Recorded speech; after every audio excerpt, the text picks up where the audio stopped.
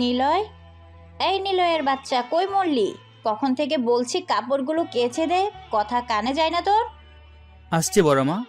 নবাবের বাচ্চা, আসছি বলে 10 মিনিট কাটিয়ে দিছিস, এখনো আসার সময় হয় নাই? আমি কি তোর চাকর নাকি যে তোর জন্য দাঁড়িয়ে থাকবো?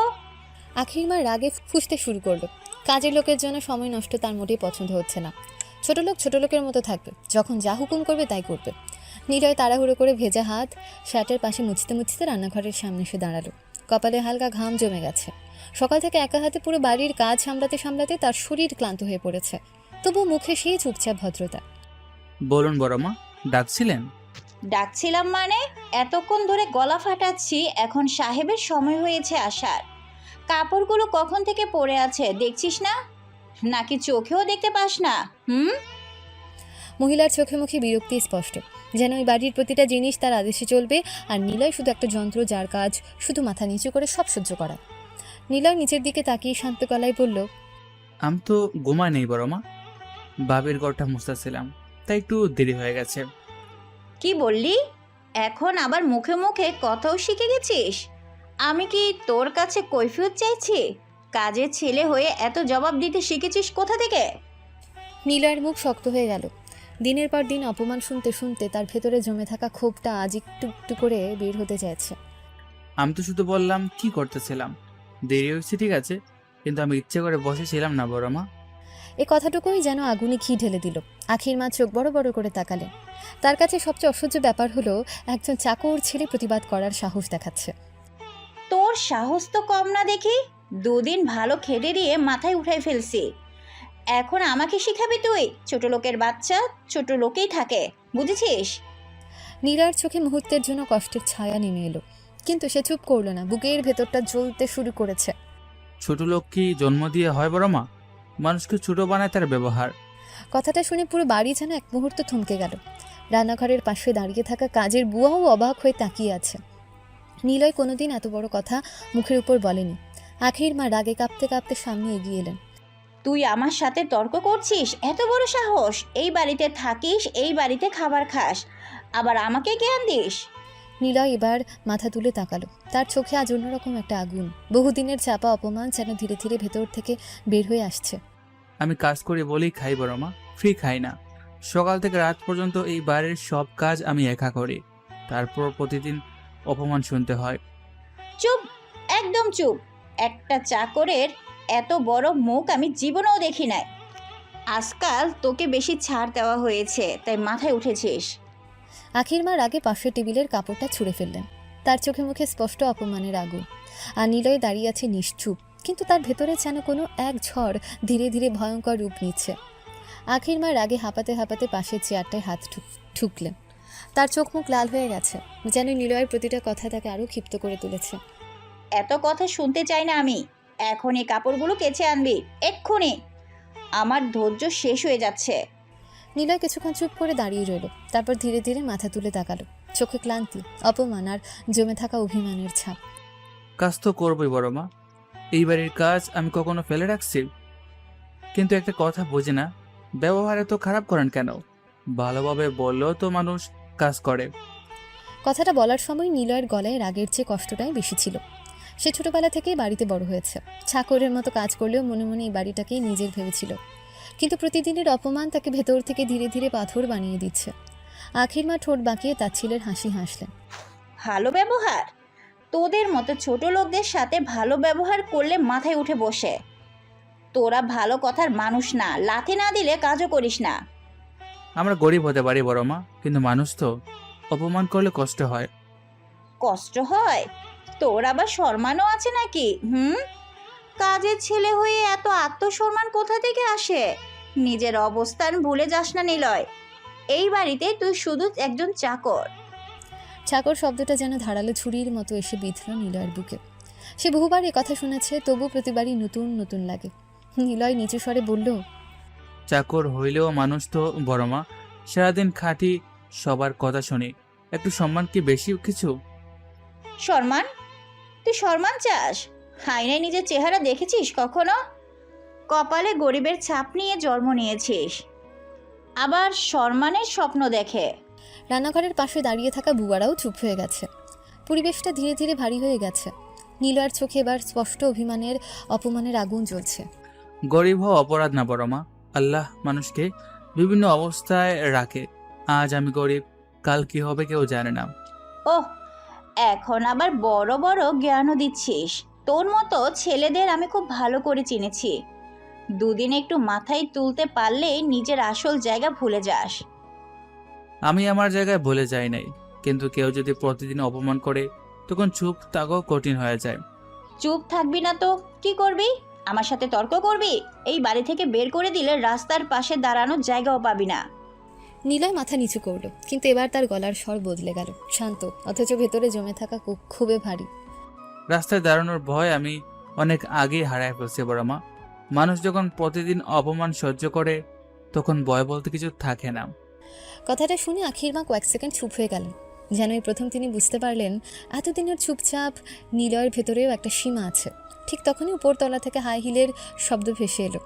আখির ভাবে মেহেরিন ধীরে ধীরে সিঁড়ি বেয়ে নিচে নামলো। মুখে বিরক্তি আর চোখে দাঁড়ছিল।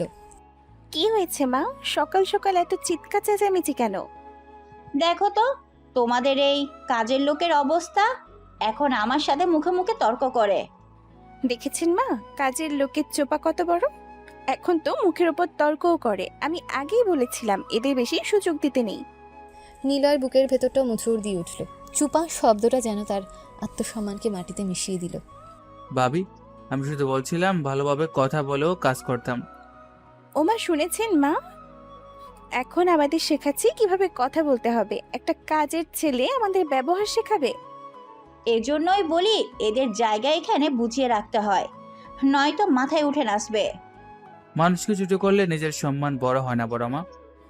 মা দেখেছেন, দেখেছেন কেমন চোখে চোখ রেখে কথা বলে। আজকাল তো সাহস অনেক বেড়ে গেছে। তোর এত বড় সাহস! আজ তোকে আমি। ঠিক তখনই দরজার বাইরে একটা গাড়ির শব্দ ভেসে এলো। পুরো বাড়ি কয়েক সেকেন্ডের জন্য থেমে গেল। নীলয় ধীরে ধীরে মুখ ঘুরিয়ে দরজার দিকে তাকালো। তার চোখে তখন অদ্ভুত এক নীরবতা, যেন অপমানের আগুনের নিচে লুকিয়ে আছে ভয়ঙ্কর কোনো ঝড়। ঠিক তখনই বাড়ির বিশাল মেন দরজাটা ধীরে ধীরে খুলে গেল। বাইরে দাঁড়িয়ে থাকা কালো রঙের দামি গাড়িটা থেকে নামলো আখি। কালো সানগ্লাস, হালকা ধূসর কোট, হাতে ব্র্যান্ডেড ব্যাগ, পুরো ব্যক্তিত্বটাই যেন আলাদা একটা প্রভাব ছড়িয়ে দেয়। কয়েকদিনের বিদেশ সফরের ক্লান্তি চোখে মুখে থাকলেও তার মধ্যেই সে আগের মতোই তীক্ষ্ণ ব্যক্তিত্ব স্পষ্ট। এই বাড়িতে আখির উপস্থিতি মানেই পরিবেশ হঠাৎ বদলে যাওয়া। সবাই তাকে ভয়ও পায়, আবার সম্মানও করে, কারণ খুব অল্প বয়সে সে নিজের ব্যবসার জগৎ এমনভাবে তৈরি করেছে যেটা অনেক পুরুষও পারে না। আখি দরজার ভেতরে ঢুকতে সবাই তাকালো তার দিকে। সকাল সকাল এত চিৎকার চেঁচামেচি কেন? হ্যাঁ, বাহির থেকে আওয়াজ শুনলাম। তার কণ্ঠ শান্ত, কিন্তু সেই শান্ত স্বরের মধ্যেও এক ধরনের কর্তৃত্ব লুকানো। আখির মা সঙ্গে সঙ্গে রাগের মুখে নীলয়ের দিকে আঙুল তুললেন। দেখ তো এই ছোট লোকের সাহস, আমার মুখের উপরে কথা শোনায়, এখন আবার তর্কও করে। আমি তো অবাক হয়ে গেছি আখি, একটা কাজের ছেলে হয়ে চোখে চোখ রেখে তর্ক করে। আজকাল এদের বেশি মাথায় তোলা হয়েছে। সবাই ভেবেছিল আখি হয়তো রেগে গিয়ে নীলয়কে আরও অপমান করবে, কারণ আখির স্বভাবই এমন, কাজের ব্যাপারে একদম কঠোর। কিন্তু আখি বিরক্ত মুখে সানগ্লাস খুলে সোফার উপর ছুঁড়ে ফেলল। তারপর ধীরে ধীরে কপালে হাত বুলিয়ে বলল, প্লিজ মা, অনেক জার্নি করে এসেছি। কানাডা থেকে সোজা অফিস থেকে বাসা। এখন তোমাদের নালিশ শোনার মতো ধৈর্য আমার নেই। কিন্তু আখি, তুই বুঝছিস না। আমি বলেছি না, এখন এসব শুনতে চাই না, মাথা ধরেছে আমার। পুরো ড্রয়িং রুমে কয়েক সেকেন্ডের জন্য চুপ হয়ে গেল। আখির সামনে খুব বেশি কথা বলার সাহস এই বাড়িতে কারো নেই। আখি এবার ধীরে ধীরে নীলয়ের দিকে তাকালো। নীলা তখনও মাথা নিচু করে দাঁড়িয়ে আছে, মুখে অপমানের ছাপ স্পষ্ট। নিলয়, জি আপু। সব কাজ বাদ দিয়ে আগে আমাকে একটা স্ট্রং কফি বানিয়ে দে। মাথা একদম কাজ করছে না, আমি রুমে যাচ্ছি। আচ্ছা আপু। আখি আর কিছু না বলে সোজা সিঁড়ির দিকে হাঁটতে শুরু করলো। তার হাই হিলের শব্দ ধীরে ধীরে মিলিয়ে যেতে লাগলো। কিন্তু সিঁড়ির মাঝখানে উঠতে আখি হঠাৎ থেমে গেল। কয়েক সেকেন্ড পেছনে ফিরে নীলয়ের দিকে তাকিয়ে রইল। নীলয়ের মুখটা আজ অদ্ভুত লাগছে। সাধারণত সে সবসময় চুপচাপ থাকে, কিন্তু আজ তার চোখের ভেতরে চাপা একটা আগুন স্পষ্ট, যেন অনেক কষ্ট জমে আছে ভেতরে। আখি কিছু একটা বলতে গিয়েও থেমে গেল, তারপর আবার নিজের রুমের দিকে চলে গেল। নিচে দাঁড়িয়ে থাকা আখির মা বিরক্ত হয়ে বললেন, দাঁড়িয়ে আছিস কেন? যা কফি বানিয়ে নিয়ে যা। আজকাল তো সাহেবের মতো দাঁড়িয়ে থাকতেও শিখে গেছিস। মা, দেখেন না, বিদেশ ফেরত ম্যাডামের একটু দরদ পেয়েছে, এখন তো নিজেকে এবারের সদস্য ভাবতে শুরু করবে। নিলয় কিছু বলল না, শুধু ধীরে ধীরে রান্নাঘরের দিকে হাঁটতে লাগলো। রান্নাঘরে ঢুকতেই সে গভীর একটা নিঃশ্বাস ফেলল। বুকের ভেতরটা জ্বলছে। এত অপমান, এত ছোট করা সব কিছু যেন তার ভেতরে জমে থাকা আগুনকে আরও বড় করে তুলেছে। চুলার সামনে দাঁড়িয়ে কফি বানাতে বানাতে হঠাৎ তার চোখ চলে গেল রান্নাঘরের ছোট জানলার বাইরে। আকাশটা কালো মেঘে ঢাকা। নীলয়ের ঠোঁটের কোলে ধীরে ধীরে অদ্ভুত এক হাসি ফুটে উঠল, যে হাসির মানে কেউ জানে না, শুধু নীলয় জানে। একদিনই একই মানুষগুলো তার সামনে মাথা নিচু করে দাঁড়াবে, আর সেই দিনটা খুব বেশি দূরে নয়। রান্নাঘরের ভেতর তখন হালকা কফির গন্ধ ছড়িয়ে পড়েছে। নীলয় চুপচাপ দাঁড়িয়ে কাপে গরম দুধ ঢালছে। তার হাতের কাজ খুব নিখুঁত। এ বাড়ির সবাই জানে নীলয়ের বানানো কফির স্বাদ আলাদা। বিশেষ করে আখি বাইরে যত যত বড় বড় কফি শপেই যাক না কেন, শেষে এসে বলে নীলয়ের হাতের কফির মতো হয় না। অথচ এই ছেলেটাকে প্রতিদিন অপমান সহ্য করতে হয়। ভাগ্যের কি অদ্ভুত খেলা! যে ছেলেটার হাতের ছোঁয়ায় সব কিছু সুন্দর হয়ে ওঠে, তা নিজের জীবনটায় যেন অবহেলায় ভরা। চুলার পাশে দাঁড়িয়ে থাকা কাজের মহিলা রহিমা চাচি দীর্ঘশ্বাস ফেললেন। বয়স প্রায় 50-এর কাছাকাছি। এই বাড়িতে বহু বছর ধরে কাজ করছেন। নীলয়কে অনেকদিন থেকে দেখছেন, তাই ছেলেটার জন্য তার মনে আলাদা মায়া কাজ করে। বাবা নিলয়, একটা কথা বলি। বলেন চাচি। এত কষ্ট সহ্য করি এখানে থাকিস কেন রে? প্রতিদিন অপমান করে, ছোট করে, তবুও কিছু বলিস না? চাইলে তো চলে যেতে পারিস, বাইরে অন্য কোথাও কাজ নিলেও অন্তত শান্তি পেতি। কথাটা শুনে নীলয় কয়েক সেকেন্ড চুপ হয়ে রইল। তারপর ধীরে ধীরে কফির কাপে চামচ নেড়ে মৃদু হেসে উঠল। সে হাসিটা খুব শান্ত, কিন্তু ভেতরে যেন হাজারটা না বলা গল্প লুকানো। আমার কষ্ট লাগে না চাচি। কষ্ট লাগে না মানে? মানুষ এত অপমান সহ্য করে কিভাবে? কারণ আমি একটা জিনিস বিশ্বাস করি চাচি, কষ্টের শেষে সুখ পাওয়া যায়। আল্লাহ মানুষকে কখনো খালি হাতে রাখেন না। আজকে হয়তো আমার সময় খারাপ, কিন্তু সব সময় তো একরকম থাকবে না। কথাগুলো বলার সময় নীলয়ের চোখে অদ্ভুত এক আত্মবিশ্বাস ফুটে উঠল, যেন সে নিজের ভবিষ্যৎ দেখতে পায়, যেন তার ভেতরে এমন কিছু লুকিয়ে আছে যেটা এখনো কেউ জানে না। রুহমিয়া চাচি দীর্ঘশ্বাস ফেললেন। তুই অনেক ভালো রে বাবা, আল্লাহ তোকে একদিন অনেক বড় করুক। বড় হওয়ার জন্য টাকা লাগে না চাচি, মানুষের মন বড় হলেই হয়। এই কথাটুকু বলেই নীলয় ট্রে হাতে রান্নাঘর থেকে বের হয়ে গেল। সিঁড়ি বেয়ে ধীরে ধীরে উপরতলায় উঠছে সে। পুরো বাড়িটা শান্ত, শুধু দেয়ালে ঝোলানো বড় ঘড়িটার টিকটিক শব্দ শোনা যাচ্ছে। আখি রুমের সামনে এসে নীলয় থামল। দরজাটা বন্ধ। সে হালকা নক করল। ভেতর থেকে আখির ক্লান্ত কণ্ঠ ভেসে এলো। আয়। নীলয় দরজা খুলে ভেতরে ঢুকতে কয়েক সেকেন্ড থমকে গেল। বিশাল রুমটার ভেতর হালকা পারফিউমের গন্ধ ছড়িয়ে আছে। বড় জানলার পাশে সাদা পর্দা বাতাসে উঠছে, আর বিছানার উপর আছোয়া হয়ে বসে আছে আখি। বিদেশ থেকে এসে হয়তো কাপড় বদলেছে। এখন তার পরনে হালকা গোলাপি রঙের প্লাজো আর সাদা টপ, চুলগুলো খোলা। ক্লান্ত মুখেও অদ্ভুত সুন্দর লাগছে তাকে। নীলয় কয়েক সেকেন্ড তাকিয়ে থেকে দ্রুত চোখ নামিয়ে ফেলল। আপনার কফি। আখি হাত বাড়িয়ে কাপটা নিল, তারপর এক চুমুক দিয়ে চোখ বন্ধ করলো। উফ, এই জন্যই বাহিরের কফি আমার ভালো লাগে না। তোর হাতের কফির মতো হয়ই না। দাঁড়িয়ে আছিস কেন? যা। নীলয় মাথা নেড়ে ঘুরে চলে যেতে নিল।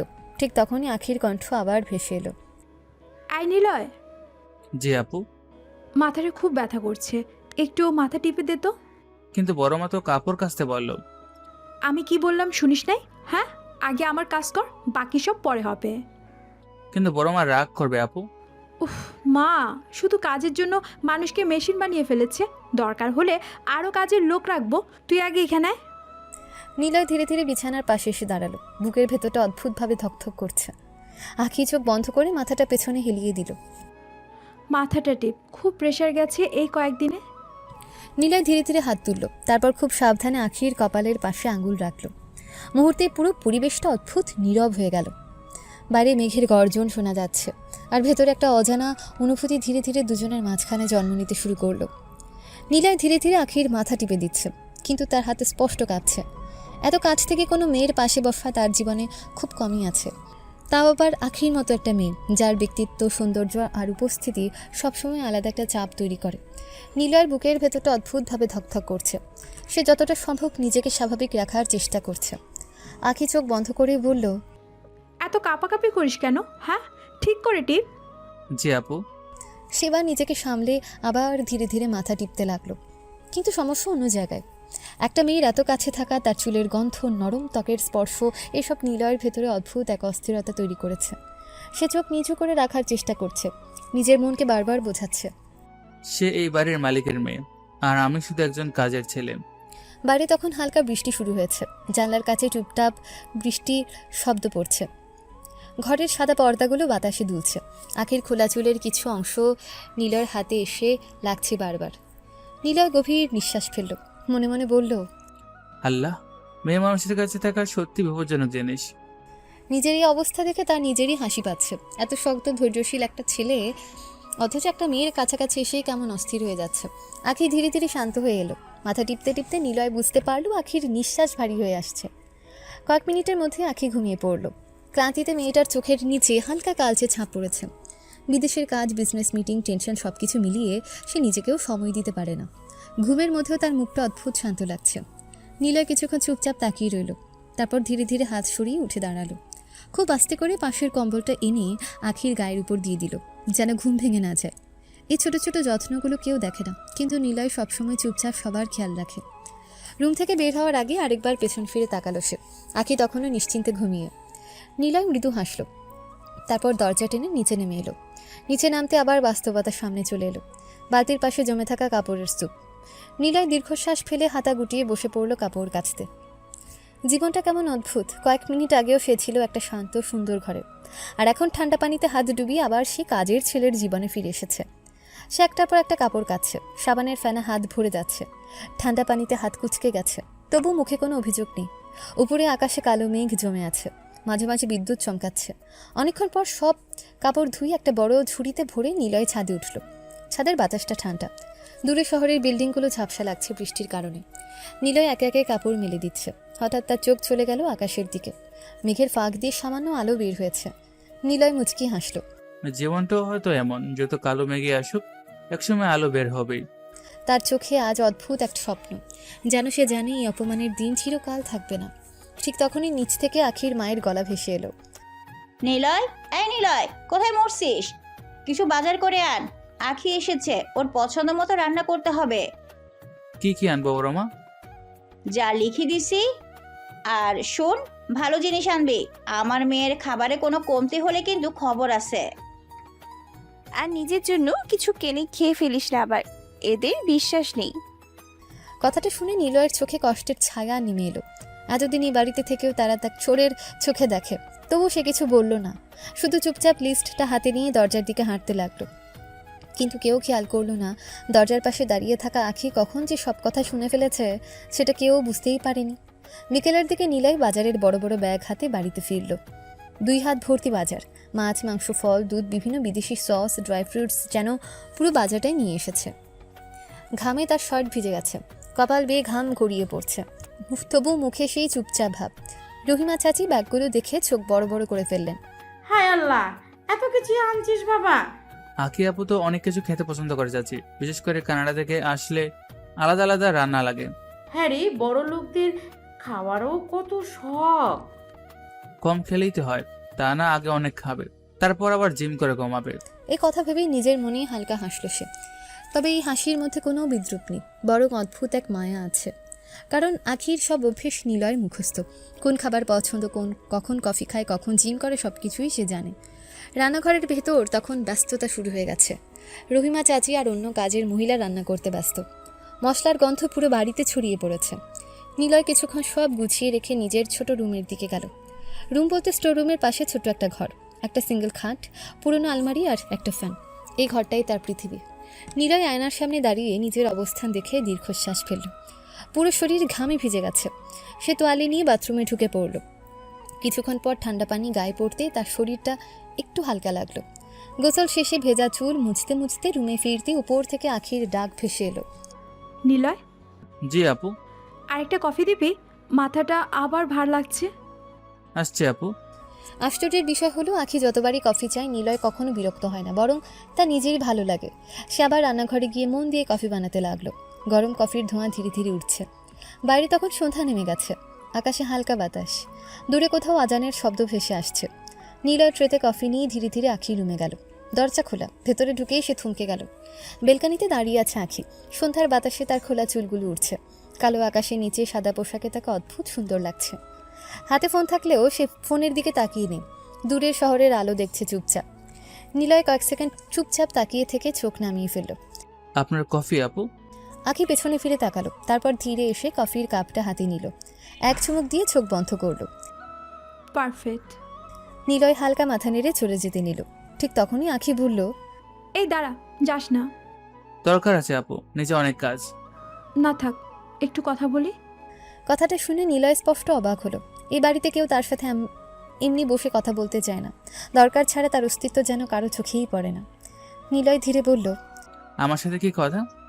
কেন, তোর সাথে কি কথা বলা যাবে না? হুম হুম। গরিবের সাথে কে কথা বলতে চায় আপু? কথাটা শুনে আখির মুখের হাসিটা মিলিয়ে গেল।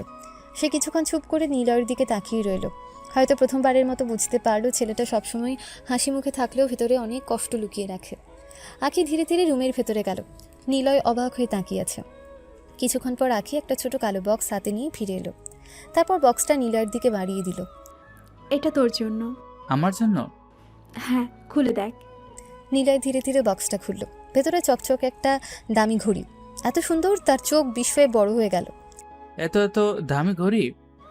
অবাক হওয়ার কিচ্ছু নাই, কানাডা থেকে সবার জন্য কিছু না কিছু এনেছি, তাই তোকেও দিলাম। এত দামি ঘড়ি কি আমাকে মানায় আপু? আখি কয়েক সেকেন্ড চুপ করে তার দিকে তাকিয়ে রইল।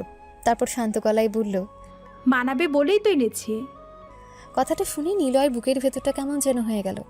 জীবনে প্রথম কেউ তাকে এমন কিছু দিয়েছে যেখানে দয়া না, অপমান না, বরং গুরুত্ব ছিল। আর আখি তখনও চুপচাপ তার দিকে তাকিয়ে আছে। সন্ধ্যার বাতাসে দুজনের মাঝখানে অদ্ভুত এক নীরবতা জমে উঠল। নিলয় এখনও ঘড়িটার দিকে তাকিয়ে আছে। তার চোখে মুখে এমন এক বিস্ময়ে যেন সে বিশ্বাসই করতে পারছে না জিনিসটা সত্যিই তার জন্য। জীবনে খুব বেশি কিছু পায়নি সে। ছোটবেলা থেকে শুধু কাজ, দায়িত্ব আর অপমান, এই তিনটাই যেন তার সঙ্গী। তাই কেউ যখন বিনা স্বার্থে কিছু দেয় তখন সেটা তার কাছে অমূল্য মনে হয়। বেলকানির বাইরে সন্ধ্যা আরও ঘন হয়ে এসেছে। দূরের বিল্ডিংগুলোর আলো একে একে জ্বলছে। বাতাসে হালকা ঠান্ডা ভাব। আখি কফির কাপে চুমুক দিতে দিতে চুপচাপ দাঁড়িয়ে আছে। আর নিলয় কিছুক্ষণ দ্বিধা করে বলে উঠল হঠাৎ, একটা কথা জিজ্ঞেস করি আপু? কর। এবারে সবাই তো আমার উপর রাগারাগি করে, আপনি করেন না কেন? প্রশ্নটা শুনে আখি কয়েক সেকেন্ড চুপ হয়ে গেল। তারপর ধীরে ধীরে ঠোঁটের কোণে ছোট্ট হাসি ফুটল। কেন রাগ করব? তুই তো বলার আগে সব কাজ করে দিস। তাও তো কারো মন মতো হয় না। আখি এবার কফির কাপটা পাশে রেখে রেলিংয়ে ভর দিল। তার চোখ দূরের অন্ধকার আকাশে। মানুষ কখনো অন্যের মন মতো হতে পারে না নীলয়, মানুষ নিজের মতো। কথাটা খুব সাধারণ হলেও নিলয়ের মনে অদ্ভুতভাবে লাগলো, কারণ এই বাড়িতে কেউ কোনোদিন তাকে মানুষ হিসেবে দেখেইনি। সবাই শুধু কাজের ছেলে হিসেবেই দেখেছে। নিলয় ধীরে ধীরে আখির দিকে তাকালো। সন্ধ্যার বাতাসে আখির চুলগুলো উঠছে। মুখে ক্লান্তি থাকলেও চোখ দুটো খুব শান্ত। নিলয় আস্তে করে বলল, আপনি অন্যরকম আপু। কেমন? হুম হুম। জানি না, কিন্তু আপনি অন্যরকম। আপনার মাঝে ওই অহংকারটা নাই। আপনি কখনো ছোট করে কথা বলেন না। কথাগুলো শুনে আখির ঠোঁটে মৃদু হাসি ফুটল। সে ধীরে ধীরে নিলয়ের দিকে তাকিয়ে এগিয়ে এলো। তারপর খুব শান্ত গলায় বলল, কারণ তুই অন্যরকম। আমি? হ্যাঁ, এই বাড়িতে অনেক মানুষ আছে, কিন্তু তোর মতো কাউকে আমি দেখিনি।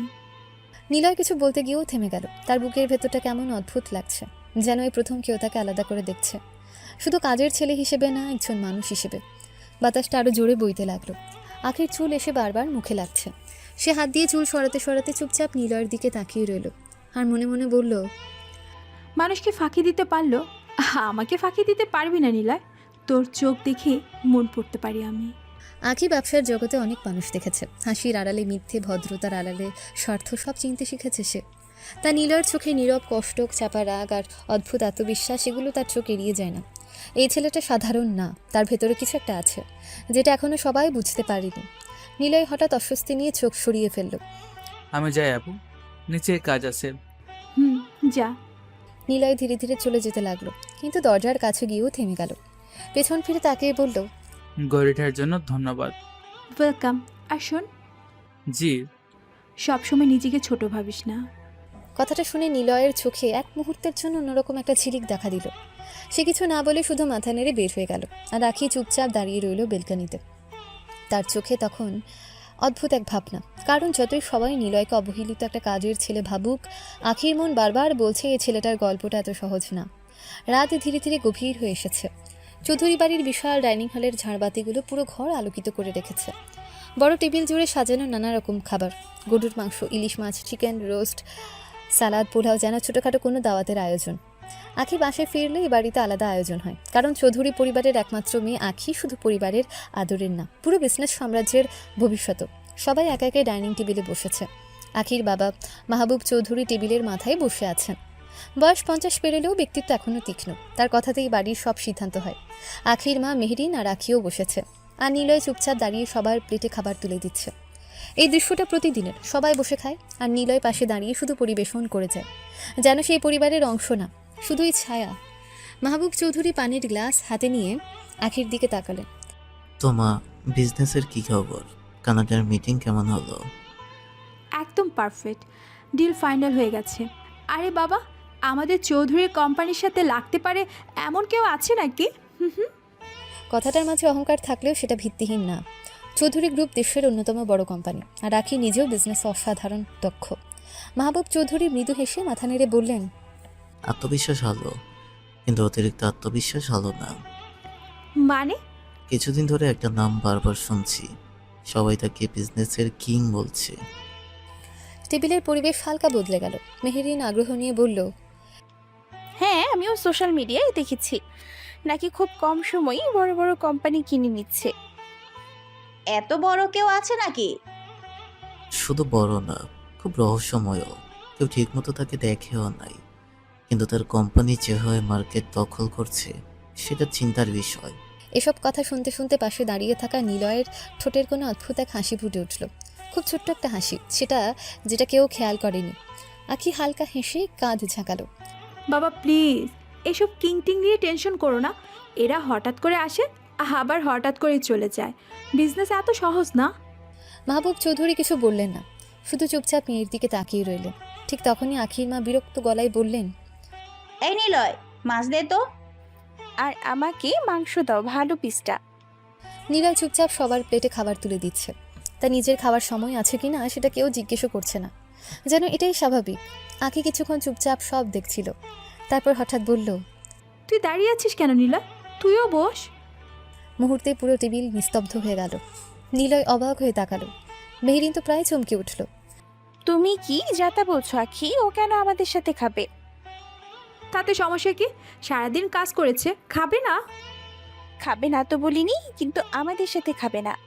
হ্যাঁ, কাজের লোকেরও একটা সীমা থাকা দরকার, সবাইকে মাথায় তুলতে নেই। কথাগুলো শুনে নিলয় মাথা নিচু করে ফেলল। সে যেন আগেই জানতো এমন কিছু হবে। আখির চোখ মুখ শক্ত হয়ে গেল। কাজের লোক করো কেন তোমরা? ও মানুষ না? আখি, তুমি বেশি ইমোশনাল হচ্ছ। সবাইকে নিজের লেভেলে ভাবলে চলে না। লেবেল? মানুষের আবার লেবেল হয় নাকি? অবশ্যই হয়, সমাজে সবার একটা ক্লাস আছে। পরিবেশটা ধীরে ধীরে ভারী হয়ে উঠেছে। নিলয় স্পষ্ট অস্বস্তিতে পড়ে গেছে। শাস্তি করে বলল, আবু থাক, আমি পরে খেয়ে নেব। চুপ করে বস। নিলয় হতভম্ব হয়ে তাকালো। মাহবুব চৌধুরী এতক্ষণ চুপচাপ সব দেখছিলেন। তিনি ধীরে গ্লাসটা নামিয়ে বললেন, বসুক। সমস্যা কোথায়? এই কথা শুনে সবাই থমকে গেল। আখির মা অবিশ্বাস নিয়ে স্বামীর দিকে তাকালেন। মেহরিন বিরক্ত মুখে চুপ হয়ে গেল। আর নিলয়, সে কয়েক সেকেন্ড স্থির দাঁড়িয়ে রইল। জীবনে প্রথমবার কেউ তাকে এই টেবিলে বসতে বলেছে। তার বুকের ভেতরটা অদ্ভুতভাবে কেঁপে উঠল।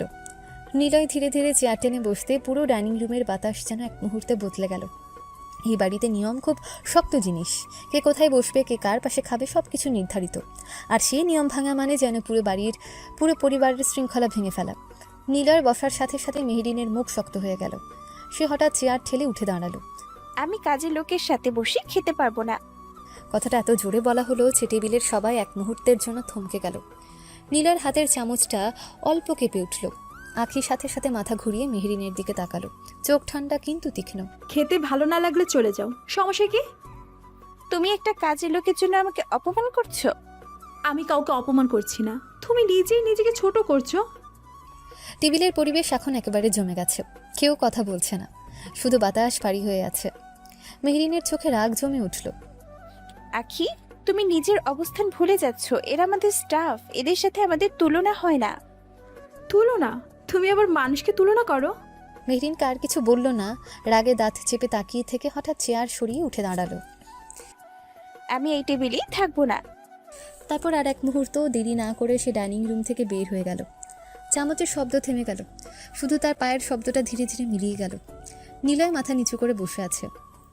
সে বুঝতে পারছে না এখন কি করা উচিত। আখি চুপচাপ নিজের খাবার খাচ্ছে, যেন কিছুই হয়নি। ঠিক তখনই আখির ভাই রাহাত বিরক্ত গলায় বলল, আখি কাজটা ঠিক করলি না। কোনটা ঠিক করিনি? এভাবে মেহেরিন ভাবিকে অপমান করা উচিত হয়নি। পরিবারে এভাবে বিভাজন তৈরি করছিস কেন? আমি বিভাজন তৈরি করছি না ভাইয়া, আমি শুধু মানুষকে তার জায়গা মানুষ হিসেবে দেখছি। আর এই ছেলেটা, ও কি আমাদের লেভেলের? এবার নীলয়ের দিকে আঙুল উঠল। নীলয় চুপচাপ বসে আছে, যেন এই আলোচনায় তার অস্তিত্বই নেই। আখি ধীরে ধীরে চামচ নামিয়ে রাখলো। লেবেল? আবার লেবেল? আখি, তুমি ইমোশন দিয়ে সব দেখছো, বাস্তবতা বোঝো না।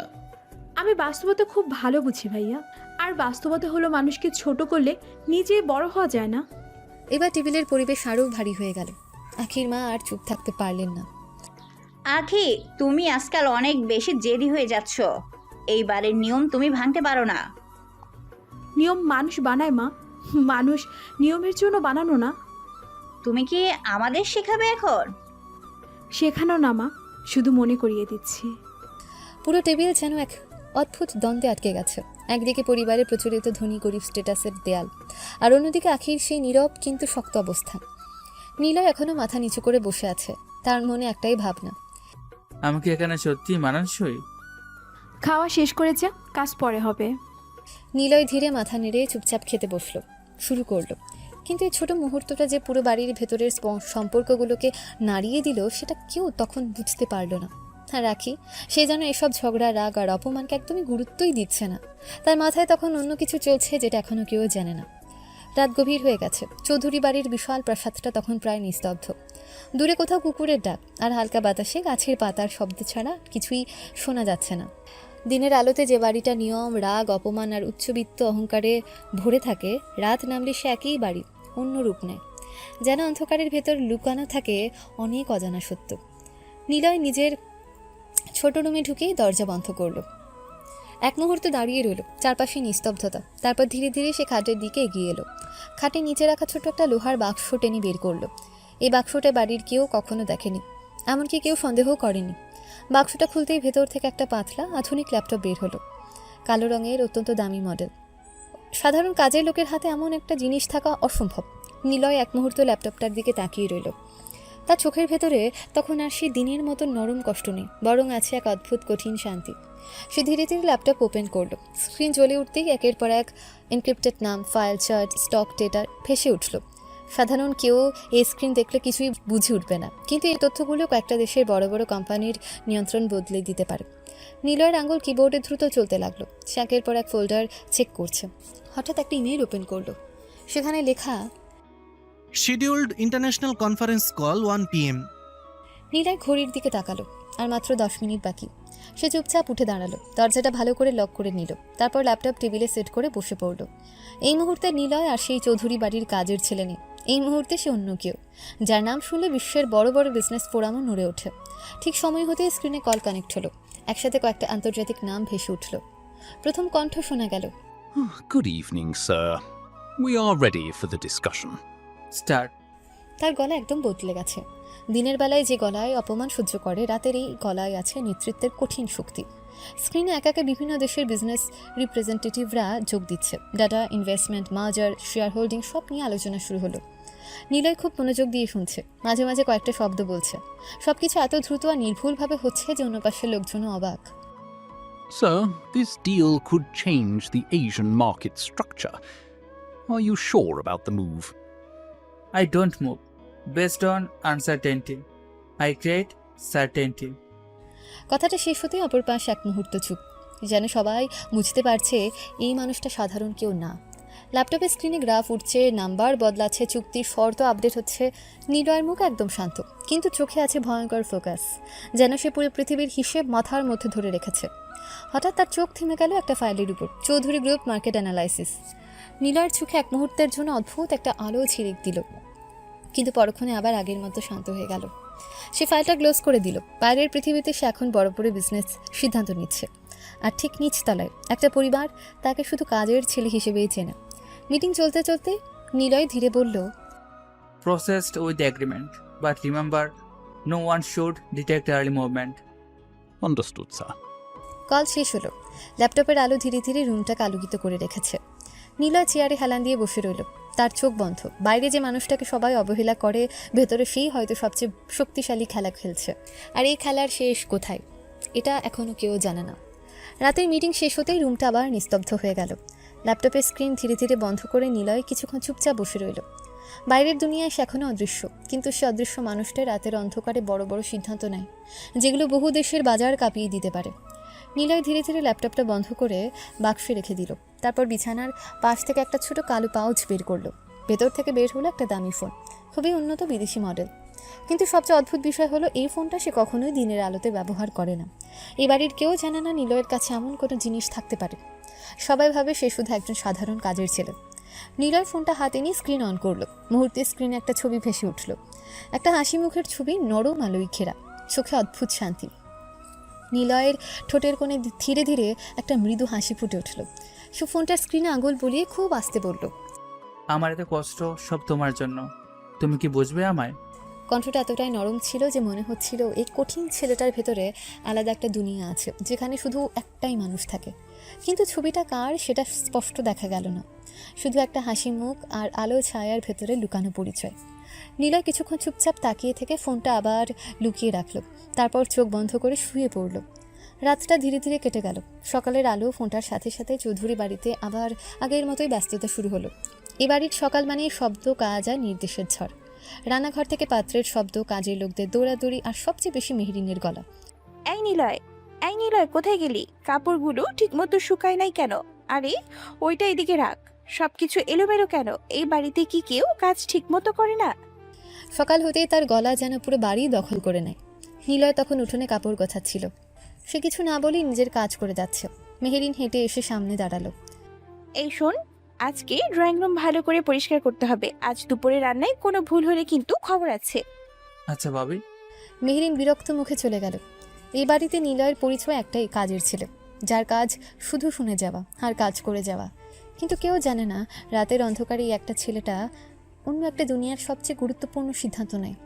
আর দিনের আলোতে সে আবার শুধু নিলয়, যাকে সবাই সহজে অবহেলা করতে পারে। সকালের নাস্তা শেষ হয়ে গেছে। চৌধুরী বাড়ির ডাইনিং রুমে এখন আর আগের মতো ভিড় নেই, সবাই যা যার কাজে ব্যস্ত। টেবিলে পড়ে আছে কিছু খালি প্লেট আর কাপ। সকালের ব্যস্ততা শেষ হলেই এই বাড়িটা একটু শান্ত হয়, কিন্তু সেই শান্তির ভেতরেও যেন অদৃশ্য চাপা অস্থিরতা লুকিয়ে থাকে, বিশেষ করে আখির চারপাশে। আখি নিজের রুমে বসে ল্যাপটপ খুলে কিছু খুঁজছে। তার চোখ স্ক্রিনে স্থির, ব্রু সামান্য কুচকে আছে। স্ক্রিনে ভেসে উঠছে একের পর এক বিজনেস নিউজ, স্টক আপডেট আর বড় বড় কোম্পানির নাম। হঠাৎ সে থেমে গেল। একটা নামের উপর চোখ আটকে গেল, তার এমারাল্ড গ্লোবাল গ্রুপ। এই নামটা গত কয়েক মাস ধরে বিজনেস মার্কেটে হঠাৎ করে আলোচনার কেন্দ্রবিন্দু হয়ে উঠেছে। কেউ জানে না আর মালিককে, কোথা থেকে এসেছে কোম্পানি সেটাও স্পষ্ট না। কিন্তু মার্কেট দখল করার গতি দেখে সবাই একে রাইজিং জায়ান্ট বলছে। আখি মনোযোগ দিয়ে স্ক্রল করতে লাগলো। এই কোম্পানিটা এত বড় হয়ে উঠল কিভাবে? শাহরুখ খুঁজতে লাগলো ফাউন্ডার, সিইও, ওনার, কিন্তু কোথাও কোনো ছবি নেই, কোনো পরিচয় নেই, শুধু নাম আর সিগনেচার। আখির ভ্রু আরও কুচকে গেল। পরিচয় আড়াল করার কারণ কি? বিজনেস জগতে এটা খুব অস্বাভাবিক। এত বড় কোম্পানি অথচ মালিকের মুখই নেই, যেন কেউ ইচ্ছাকৃতভাবে নিজেকে লুকিয়ে রেখেছে। আখি কিছুক্ষণ চুপ করে স্ক্রিনের দিকে তাকিয়ে রইল, তার চোখে কৌতূহল। ঠিক তখনই দরজা হালকা নখ পড়ল। নিলয়ের গলা ভেসে এলো। রুম পরিষ্কার করবো আপু, বাইরে যাবেন একটু? সমস্যা নেই, এমনিই কর, বাইরে যেতে ইচ্ছে করছে না। নিলয় দরজা খুলে ধীরে ধীরে ভেতরে ঢুকলো। হাতে পরিষ্কার করার কাপড় আর একটা ছোট ঝুড়ি। সে একবার চারপাশ দেখে বুঝে নিল কি কি গুছাতে হবে। আপনার জিনিসপত্রে হাত লাগলে নোংরা হয়ে যেতে পারে, আপনি একটু বাইরে গেলে ভালো হয়। কিচ্ছু হবে না, কাজ কর, আমি এখানে থাকি। আপু ধুলো থাকতে পারে, আপনার শরীরে ময়লা লাগবে। বললাম তো কিচ্ছু হবে না, এত চিন্তা করার দরকার নেই। নিলয় আর কিছু না বলে কাজ শুরু করলো। টেবিল, শেলফ, বইয়ের র্যাক সব কিছু খুব যত্ন করে পরিষ্কার করছে। তার প্রতিটা নড়াছড়ায় একটা অভ্যেসের নিখুঁততা আছে, যেন সে শুধু কাজ করছে না, বরং পুরো ঘরটা নিজের মতো করে গুছিয়ে নিচ্ছে। আখি আবার ল্যাপটপের দিকে তাকালো, কিন্তু এবার তার মনোযোগ পুরোপুরি নেই। চোখ বারবার নিলয়ের দিকে চলে যাচ্ছে। নিলয় নিচু হয়ে টেবিল মুছছে, মুখে কোনো কথা নেই, কিন্তু তার উপস্থিতিটা অদ্ভুতভাবে শান্ত। আখি মনে মনে ভাবলো, এই ছেলে সবসময় এত নিখুঁতভাবে কাজ করে কিভাবে? এই বাড়িতে অনেক কাজের লোক আছে, কিন্তু নিলয়ের মতো মনোযোগ আর শান্তভাবে কাজ করা কেউ নেই। হঠাৎ নিলয় উঠে দাঁড়ালো। হয়ে গেছে আপু, হুম। যদি আর কিছু লাগে ডাকবেন। আখি মাথা নেড়ে সম্মতি দিল। নিলয় দরজার দিকে এগিয়ে গেল, কিন্তু বের হওয়ার ঠিক আগ মুহূর্তে আখি হঠাৎ বলল, আয় নিলয়, জি আপু। এই কোম্পানিটার নাম শুনেছিস কখনো? কোনটা আপু? Emerald global. নাম শুনেছি। মালিককে জানিস? না আপু, কেউ জানে না। সেটাই তো সমস্যা।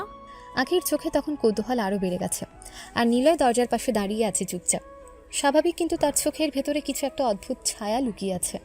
বিকেলের আলো ধীরে ধীরে নরম হয়ে আসছে।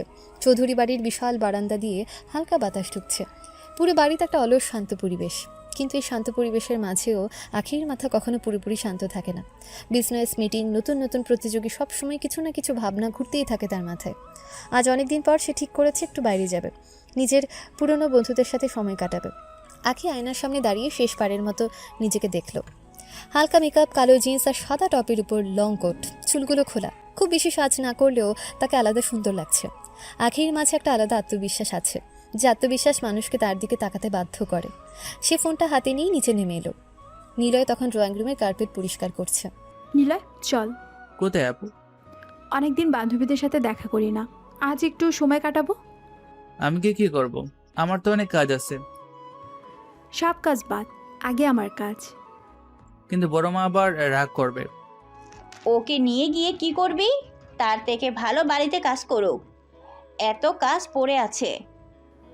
আমি কি করব সেটা তো তোমাকে বলতে হবে না মা, আমারও খুব প্রয়োজন, তাই নিয়ে যাচ্ছি। তুমি তোমার কাজ করো। ড্রয়িং রুমের বাতাস মুহূর্তেই ভারী হয়ে গেল। এই বাড়িতে খুব কম মানুষই আখির সামনে বেশি কথা বলতে পারে, কারণ সে নিজের সিদ্ধান্ত নিজেই নেয়। ঠিক তখনই মেহরিন সিঁড়ি বেয়ে নিচে নামতে নামতে কথাগুলো শুনে ফেলল। সে ঠোঁট বাঁকিয়ে বলল, আখি, তুমি কিন্তু ওকে বেশি মাথায় তুলছো। কবে যেন দেখবে যাকে এত বিশ্বাস করছো সে তোমার সব বিশ্বাস ভেঙে দিয়েছে। কথাটা বলার সময় তার চোখে স্পষ্ট সন্দেহ, যেন সে নিলয়কে কখনোই বিশ্বাস করতে পারেনি। নিলয় চুপচাপ দাঁড়িয়ে আছে, মাথা নিচু। আখি কয়েক সেকেন্ড মেহরিনের দিকে তাকিয়ে থেকে ঠান্ডা গলায় বলল, সেটা আমি বুঝবো ভাবি, আপনার চিন্তা করার দরকার নেই। পরে যেন আফসোস করতে না হয়। আমি মানুষ চিনতে ভুল করি না। কথাটা শুনে নিলয়ের বুকের ভেতরটা কেমন যেন করে উঠল, কারণ এই মেয়েটা তাকে যতটা সহজভাবে বিশ্বাস করছে সেটা সে নিজেও আশা করেনি। আখি এবার নিলয়ের দিকে তাকালো। দাঁড়িয়ে আছিস কেন? চল। আমি কি এই কাপড়েই যাব? সমস্যা কি? পরিষ্কার তো আছিস। আপনার ফ্রেন্ডরা কি বলবে? কে কি বললো সেটা নিয়ে আমি ভাবি না। এই একটা জিনিস নিলয় কখনো বুঝতে পারে না, আখি কেন তার ব্যাপারে এত আলাদা, কেন তাকে অন্যদের মতো ছোট করে দেখে না, কেন বারবার তাকে নিজের পাশে রাখে। নিলয় আর কিছু না বলে ধীরে ধীরে আখির পেছনে হাঁটতে লাগলো। বাইরে তখন সন্ধ্যা নামছে। চৌধুরী বাড়ির বিশাল গেট খুলে গেল। আখি গাড়ির ড্রাইভিং সিটে বসলো, আর নিলয় কিছুটা দ্বিধা নিয়ে পাশের সিটে বসে পড়ল। ঠিক তখনই উপরতলার বারান্দা থেকে মেহরিন নিচের দিকে তাকিয়ে রইল। তার চোখে অদ্ভুত এক সন্দেহের ছায়া। আর নিচে গাড়িটা ধীরে ধীরে বাড়ির গেট পেরিয়ে শহরের আলোয় মিলিয়ে গেল। শহরের ব্যস্ত রাস্তা পেরিয়ে আখির গাড়িটা এসে থামলো একটা অভিজাত রেস্টুরেন্টের সামনে। চারপাশে ঝলমলে আলো, কাচের দেয়াল, দামি গাড়ির সারি, পুরো পরিবেশটাই উচ্চবিত্তদের আড্ডার মতো। এই ধরনের জায়গায় নিলয়ের আশা খুব কম, বরং বলা যায় সে সবসময় এই দুনিয়া থেকে দূরেই থেকেছে। গাড়ি থেকে নামতেই নিলয় একটু অস্বস্তি নিয়ে চারপাশে তাকালো। তার সাদামাটা পোশাক আর এই বিলাসবহুল পরিবেশ যেন একদম আলাদা এক পৃথিবী। আখি সেটা খেয়াল করলো। সে হালকা গলায় বলল, এত টেনশন করিস কেন? কিছু না আপু। আখি আর কিছু না বলে ভেতরে হাঁটতে লাগলো। রেস্টুরেন্টের ভেতরে ঢুকতে কয়েকটা মেয়ে একসাথেই চিৎকার করে উঠল। আখি, পরক্ষণেই সবাই উঠে এসে আখিকে জড়িয়ে ধরল। অনেকদিন পর পুরনো বন্ধুদের সাথে দেখা, তাই উত্তেজনার আনন্দটা লুকানোর উপায় নেই। আখিও হাসতে হাসতে সবাইকে জড়িয়ে ধরল। ওহ, অনেক দিন পরে দেখা রে, তোরা একদম বদলাস নাই। আর তুই তো আগের থেকে বেশি বিজনেস ওম্যান হয়ে গেছিস। ঠিক তখনই আরেকজনের চোখ গেল পেছনে দাঁড়িয়ে থাকা নিলয়ের দিকে। আরে নিলয়, কেমন আছো? ভালো আছি আপু। আখির বন্ধুদের সাথে নিলয়ের পরিচয় নতুন না, আগে থেকেই তারা মাঝে মাঝে নিলয়কে দেখেছে, তা কেউ তাকে পুরোপুরি অপরিচিত ভাবে না। সবাই টেবিলে গিয়ে বসলো। নিলয় স্বাভাবিকভাবে একটু দূরে দাঁড়িয়ে রইল, কিন্তু আখির সাথে সাথে তাকিয়ে বলল, দাঁড়িয়ে আছিস কেন? বস। এখানে তো কোথায়? আমার সাথে এসেছিস, বসবি তো আমার সাথে। আশেপাশের কয়েকজন মানুষও তাকিয়ে আছে, কিন্তু আখির সেসব দেখার সময় নেই। নিলয় ধীরে ধীরে চেয়ার টেনে বসলো। তার ভেতরেও এখনও অস্বস্তি কাজ করছে। এত বড় বড় মানুষের মাঝে সে যেন নিজেকে বেমানান মনে করছে। ওয়েটার এসে দাঁড়াতে সবাই মিলে একের পর এক খাবার অর্ডার দিতে শুরু করলো। Pizza, pasta, grill, coffee, dessert, table ভর্তি অর্ডার। মেয়েগুলোর গল্পও থামছে না। কেউ বিদেশের কথা বলছে, কেউ নিজের অফিসের ঝামেলা, কেউ আবার পুরনো কলেজ লাইফের স্মৃতি টানছে। আখিও অনেকদিন পর প্রাণ খুলে হাসছে। নিলয় চুপচাপ বসে শুনছে, মাঝে মাঝে শুধু হালকা হাসছে। ঠিক তখনই এক বান্ধবী দুষ্টু হেসে বলল, কি রাখি, বিয়ে করছিস কবে? আর কি বলবো, করব খুব তাড়াতাড়ি। কথাটা শুনে নিলয়ের হাত হালকা থেমে গেল। তার চোখ অনিচ্ছা সত্ত্বেও আখির দিকে চলে গেল। বান্ধবী আবার বলল, উমা, তাহলে কাউকে পছন্দ আছে নাকি? অবশ্যই। এই যুগে কি আমি ফ্যামিলির কথা মতো বিয়ে করব নাকি? হ্যাঁ, আমি তো নিজের পছন্দে বিয়ে করব। কে কে, নাম বল। আখি শুধু হেসে গেল, কিন্তু টেবিলের এক কোণে বসে থাকা নিলয়ের বুকের ভেতরটা অদ্ভুতভাবে ভারী হয়ে উঠল। কেন যেন তাকে তার বিরক্ত লাগতে শুরু করলো। সে নিজেও বুঝতে পারছে না কেন। আখির বিয়ে হলে তার সমস্যা কোথায়? সে তো কখনো এমন কিছু ভাবেই নাই। তবুও ভেতরে ভেতরে কেমন যেন অস্বস্তি হচ্ছে। নিলয় মুখ ঘুরিয়ে অন্যদিকে তাকালো। টেবিলের হাসি, গল্প, আলো সবকিছু হঠাৎ কেমন অস্বস্তিকর, বিরক্তিকর লাগছে। সে ধীরে উঠে দাঁড়ালো। আমি একটু ওয়াশরুম থেকে আসি। আখি তার দিকে তাকালো। কয়েক সেকেন্ডের জন্য আখির চোখে অদ্ভুত একটা প্রশ্ন ফুটে উঠল। কারণ নীলার মুখটা হঠাৎ বদলে গেছে। সে কি রেগে গেছে নাকি অন্য কিছু? কিন্তু নিলয় আর দাঁড়ালো না। সে দ্রুত হাঁটতে হাঁটতে ওয়াশরুমের দিকে চলে গেল, আর আখি চুপচাপ তার চলে যাওয়া দেখতে লাগলো। নিলয় দ্রুত হাঁটতে হাঁটতে ওয়াশরুমের দিকে চলে গেল। তার চলে যাওয়ার পরও আখির চোখ কয়েক সেকেন্ড সেই দিকে স্থির হয়ে রইল। অন্য কেউ হয়তো খেয়াল করতো না, কিন্তু আখি মানুষের ছোট ছোট পরিবর্তন খুব সহজেই ধরে ফেলে। আর নিলয়ের মুখের সে হঠাৎ বদলে যাওয়া ভাবটা তার চোখে এড়ায়নি। আখি কফির কাপে হালকা চুমুক দিল, তারপর মনে মনে মুচকি হেসে বলল, পছন্দ আছে শুনে মুখটা কেমন যেন হয়ে গেল। বিয়ে করলে কি করবি নিলয়? যতই নিজেকে লুকাতে চাস, নিজেকে লুকাতে পারবি না। তার চোখে তখন দুষ্টু এক ঝিলিক, যেন সে ধীরে ধীরে কোনো অদৃশ্য রহস্য বুঝতে শুরু করেছে। একজন বান্ধবী হাত নেড়ে বলল, কে রে, কোথায় হারালি? কোথাও না, তোরা বল। তারপর আবার সবাই আগের মতো গল্পে মেতে উঠল। কেউ কলেজের পুরনো স্মৃতি টানছে, কেউ আগের প্রেম নিয়ে মজা করছে। টেবিল জুড়ে হাসির শব্দ ছড়িয়ে পড়ছে। কিন্তু সে হাসির ভিড়ের বাইরে ওয়াশরুমের বড় আয়নার সামনে দাঁড়িয়ে আছে নিলয়। তার দুহাত বেসিনের পাশে রাখা, মাথা নিচু, মুখে অদ্ভুত এক অস্থিরতা। সে ধীরে ধীরে মাথা তুলে আয়নায় নিজের দিকে তাকালো। কিছুক্ষণ চুপ করে থেকে আসতে বলল, কেন এমন লাগছে? তার গলায় বিভ্রান্তি, যেন নিজের অনুভূতিটা সে নিজেই বুঝতে পারছে না। সে চোখ বন্ধ করলো। আখির হাসি মুখ, তার নিজের পছন্দে বিয়ে করব বলা কথাটা বারবার কানে বাজছে। নিলয়ের বুকের ভেতরটা কেমন যেন চেপে ধরেছে। সে আবার আয়নার দিকে তাকালো, তারপর খুব আস্তে বলল, উনি তো কখনো আমাকে মানবে না তাহলে? কথাটা বলেই সে থেমে গেল, কারণ এই প্রশ্নের উত্তর তার কাছেও নেই। সে তো চাইছিল কেউ তাকে তার সাধারণ পরিচয়ে ভালোবাসুক, তার টাকার জন্য না, ক্ষমতার জন্য না, শুধু তাকে মানুষ হিসেবে। নিলয় তিক্ত হেসে বলল, কিন্তু এই সাধারণ মানুষ তো সমাজের আবর্জনা। তার চোখে তখন জমে থাকা বহু বছরের অপমানের ছাপ। এই সমাজে গরিব মানুষের সম্মান নেই, সেটা সে খুব ভালো করে জানে। আজ আখির পাশে বসেও সে বারবার নিজেকে বেমানান মনে করছে, কারণ বাইরে থেকে সবাই শুধু দেখে সে একটা কাজের ছেলে। আর সত্যিটা, সেটা জানার যোগ্যতা হয়তো কারো নেই। নিলয় গভীর একটা নিঃশ্বাস ফেলল, তারপর মুখে পানি দিয়ে নিজেকে স্বাভাবিক করার চেষ্টা করল। না, এখন এসব বাবার সময় না। সে নিজের মুখটা আবার আগের মতো শান্ত করে নিল। অনেকক্ষণ পর ধীরে ধীরে টেবিলের দিকে ফিরে এলো। আখির সাথে সাথে তার দিকে তাকালো। নিলয়ের চোখে আগের সে অস্থিরতা নেই, সে আবার নিজেকে লুকিয়ে ফেলেছে। আখি মনে মনে বলল, নিজেকে সামলাতে খুব ভালো পারিস, কিন্তু চোখের ভাষায় লুকাতে পারিস না নিলয়। বস। নিলয় ধীরে বসে পড়ল। টেবিল ভর্তি খাবার, কিন্তু তার খেতে ইচ্ছে করছে না। তবু সে টুকটাক কিছু খেতে লাগলো, কারণ না খেলে আখি সন্দেহ করবে। আর এখন সে কোনোভাবেই নিজের ভেতরের অস্থিরতা প্রকাশ করতে চায় না। বান্ধবীরা তখনও গল্প করছে।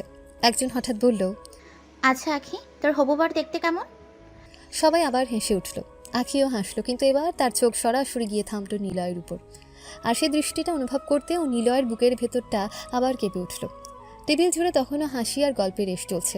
ওয়েটার এসে একের পর এক খাবার সাজিয়ে দিচ্ছে। গরম ধোঁয়া ওঠা pasta, chicken stick, coffee, dessert, পুরো টেবিল ভরে গেছে। কিন্তু এত কোলাহলের মাঝেও কিছু কিছু মানুষ নিজের ভেতরের শব্দে বেশি ব্যস্ত থাকে। যেমন এখন নিলয়, সে চুপচাপ বসে আছে, মাঝে মাঝে সামান্য কিছু খাচ্ছে, কিন্তু তার মন পুরোপুরি অন্য কোথাও। ঠিক তখন আগের সে বান্ধবী আবার দুষ্টু হেসে বলল, আচ্ছা আখি, তোর হবু বর দেখতে কেমন হুম? অবশ্যই সুন্দর, হ্যান্ডসাম। আমার পছন্দ তো যেমন তেমন না। সেটাই তো, তুই যেমন বড় লোক, পছন্দও নিশ্চয়ই তেমন হবে। কথাটা শুনে আখির মুখের হাসিটা একটু বদলে গেল। সে কফির কাপটা ধীরে টেবিলে নামিয়ে বলল, গরিব বড়লোক দেখে কি ভালোবাসা হয় নাকি? ভালোবাসা সম্পূর্ণ আলাদা একটা জিনিস, সেখানে টাকা দিয়ে সব মাপা যায় না। কথাগুলো বলার সময় তার চোখ একবার খুব সূক্ষ্মভাবে নিলয়ের দিকে চলে গেল। এতটাই সূক্ষ্ম যে অন্য কেউ খেয়ালই করলো না। কিন্তু নিলয়ের বুকের ভেতরটা হঠাৎ কেঁপে উঠল। তার হাতের গ্লাসটা সামান্য থেমে গেল। মনে মনে একটা প্রশ্ন হঠাৎ মাথায় চলে গেল। আকি কি আমাকে পছন্দ করে? প্রশ্নটা আসতেই সে নিজেই যেন চমকে উঠল। সে দ্রুত মাথা নিচু করলো, পরক্ষণে নিজের মনকে ধমক দিল। ধর, কি ভাবছি আমি? উনি কত বড় লোক আর আমি তো শুধু তাদের বাড়ির কাজের লোক। আমাকে পছন্দ করবে কোন দুঃখে? তার ঠোঁটে তিক্ত একটা হাসি ফুটে উঠল। হয়তো এই কয়েকদিনে আখির ব্যবহার তাকে দুর্বল করে ফেলেছে, কারণ জীবনে প্রথম কোনো মানুষ তাকে সম্মান দিয়েছে, তাই হয়তো মনটা ভুল বুঝতে শুরু করেছে। নিলয় ধীরে নিঃশ্বাস ফেলল। তার চোখ আবার নিজের হাতের দিকে চলে গেল। এই হাত দিয়ে সে সারাদিন বাসার কাজ করে, কাপড় ধুয়ে, মেঝে পরিষ্কার করে, আর সেই হাতের আড়ালেই লুকিয়ে আছে কোটি কোটি টাকার সাম্রাজ্য। কিন্তু সত্যিটা কেউ জানে না, আর সে নিজেও চায় না কেউ জানুক, কারণ সে সবসময় একটা জিনিস দেখতে চেয়েছে, কেউ কি তাকে তার সাধারণ পরিচয়ে ভালোবাসতে পারবে, নাকি সবাই শুধু টাকার মানুষকেই ভালোবাসে। আকি তখনও বন্ধুদের সাথে গল্প করছে, কিন্তু মাঝে মাঝে তার চোখ নিলয়ের দিকে চলে যাচ্ছে। সে স্পষ্ট বুঝতে পারছে এই ছেলেটা ভেতরে ভেতরে কিছু একটা নিয়ে লড়ছে। একজন বান্ধবী হঠাৎ মজা করে বলল, আচ্ছা কি তোর হবু বর যদি গরিব হয়? তাতে কি, মানুষটা ভালো হলেই হলো। কথাটা শুনে নিলয়ের বুকের ভেতরটা আবার কেমন যেন হয়ে গেল। সে চোখ তুলে এক মুহূর্তে আখির দিকে তাকালো, আর ঠিক তখনই আখিও তার দিকে তাকিয়েছিল। দুজনের চোখ কয়েক সেকেন্ডের জন্য আটকে গেল। সেই দৃষ্টির ভেতর যেন হাজারটা না বলা কথা লুকিয়েছিল। কিন্তু পরক্ষণেই নিলয় চোখ সরিয়ে নিল, কারণ সে ভয় পায় নিজের মনকে বিশ্বাস করতে, কারণ স্বপ্ন যত বড় হয় ভাঙলে তত বেশি কষ্ট দেয়। রাত আবার ধীরে ধীরে গভীর হয়ে এসেছে। চৌধুরী বাড়ির সব আলো একে একে নিভে যাচ্ছে। বিশাল বাড়িটার করিডোরগুলো নীরব হয়ে পড়েছে। দিনের বেলায় এই বাড়িতে নিলয়ের পরিচয় শুধু কাজের ছিল, কিন্তু রাত নামলেই যেন পৃথিবী বদলে যায়। একই মানুষ, অথচ দুটো আলাদা জীবন। নিলয় নিজের ছোট রুমের দরজা আস্তে করে বন্ধ করলো। তারপর কয়েক সেকেন্ড স্থির হয়ে দাঁড়িয়ে রইল, যেন নিশ্চিত হতে চাইছে কেউ আশেপাশে নেই। বাইরে সব শান্ত বুঝে সে ধীরে ধীরে খাটের নিচের লোহার বাক্সটা বের করলো। বাক্স খুলতে আবার সে দামি ল্যাপটপটা বের হয়ে এলো। এই ল্যাপটপটাই যেন তার আসল পরিচয়ের দরজা। দিনের নীরব অপমান সহ্য করা ছেলেটা রাতের অন্ধকারে বদলে যায় ভয়ঙ্কর শান্ত শক্তিশালী এক মানবে। নিলয় ল্যাপটপ ওপেন করতে স্ক্রিনে একের পর এক নোটিফিকেশন ভেসে উঠল। Asia market report, European acquisition update, emergency financial meeting, আরও অসংখ্য ইমেইল। নিলয় খুব দ্রুত সব চেক করতে লাগলো। তার চোখে তখন আর কোনো আবেগ নেই, শুধু হিসেব, পরিকল্পনা, সিদ্ধান্ত। এই মুহূর্তে সে পুরোপুরি অন্য মানুষ। সে ফোনটা হাতে নিয়ে একটা সিকিউর লাইনে কল দিল। কয়েক সেকেন্ড পর অপর পাশ থেকে সম্মান ভরা কণ্ঠ ভেসে এলো, গুড ইভিনিং স্যার। টোনার্স meeting schedule ready? Yes sir, all report are prepared. শুধু তুমি না, আজ অফিসের বড় বড় স্টাফদের জয়েন হতে বলো। All right sir. আজ আমি পার্সোনালি প্রজেক্ট স্ট্রাকচার এক্সপ্লেন করব, সবাই যেন উপস্থিত থাকে। Understood sir, everyone will join. Call শেষ হয়ে গেল। কয়েক মিনিটের মধ্যে আন্তর্জাতিক সিকিউর মিটিং সার্ভার ওপেন হলো। স্ক্রিনে একে একে বিভিন্ন দেশের অফিসিয়াল আইডি ভেসে উঠতে লাগলো। কেউ লন্ডন থেকে, কেউ কানাডা, কেউ দুবাই থেকে জয়েন করেছে। সবাই একটা মানুষের জন্যই অপেক্ষা করছে, যাকে তারা স্যার বলে ডাকে, কিন্তু যার আসল পরিচয় এখনও পৃথিবীর সামনে রহস্য। মিটিং শুরু হতে স্ক্রিনে একাধিক মুখ ভেসে উঠল। ম্যানেজার গম্ভীর গলায় বলল, good evening everyone, sir has joined the meeting. মুহূর্তে সবাই সোজা হয়ে বসলো। কেউ কেউ সম্মান জানিয়ে মাথা নেড়ে সালাম দিল। নিলয় শান্ত গলায় বলল, লেটস বিগিন। তার কণ্ঠে এমন এক চাপা ক্ষমতা আছে যেটা শুনলে মানুষ অজান্তেই চুপ হয়ে যায়। স্ক্রিনে বড় একটা প্রজেক্ট ম্যাপ ভেসে উঠল। নিলয় একের পর এক ফাইল ওপেন করতে লাগলো। Asian market entry plan page one completed. Now we move to the second structure. Sir, Chowdhury Group is already dominating that sector. Chowdhury group নামটা শুনতে নিলয়ের চোখ এক মুহূর্তের জন্য থেমে গেল, কিন্তু পরক্ষণে আবার আগের মতো শান্ত হয়ে গেল।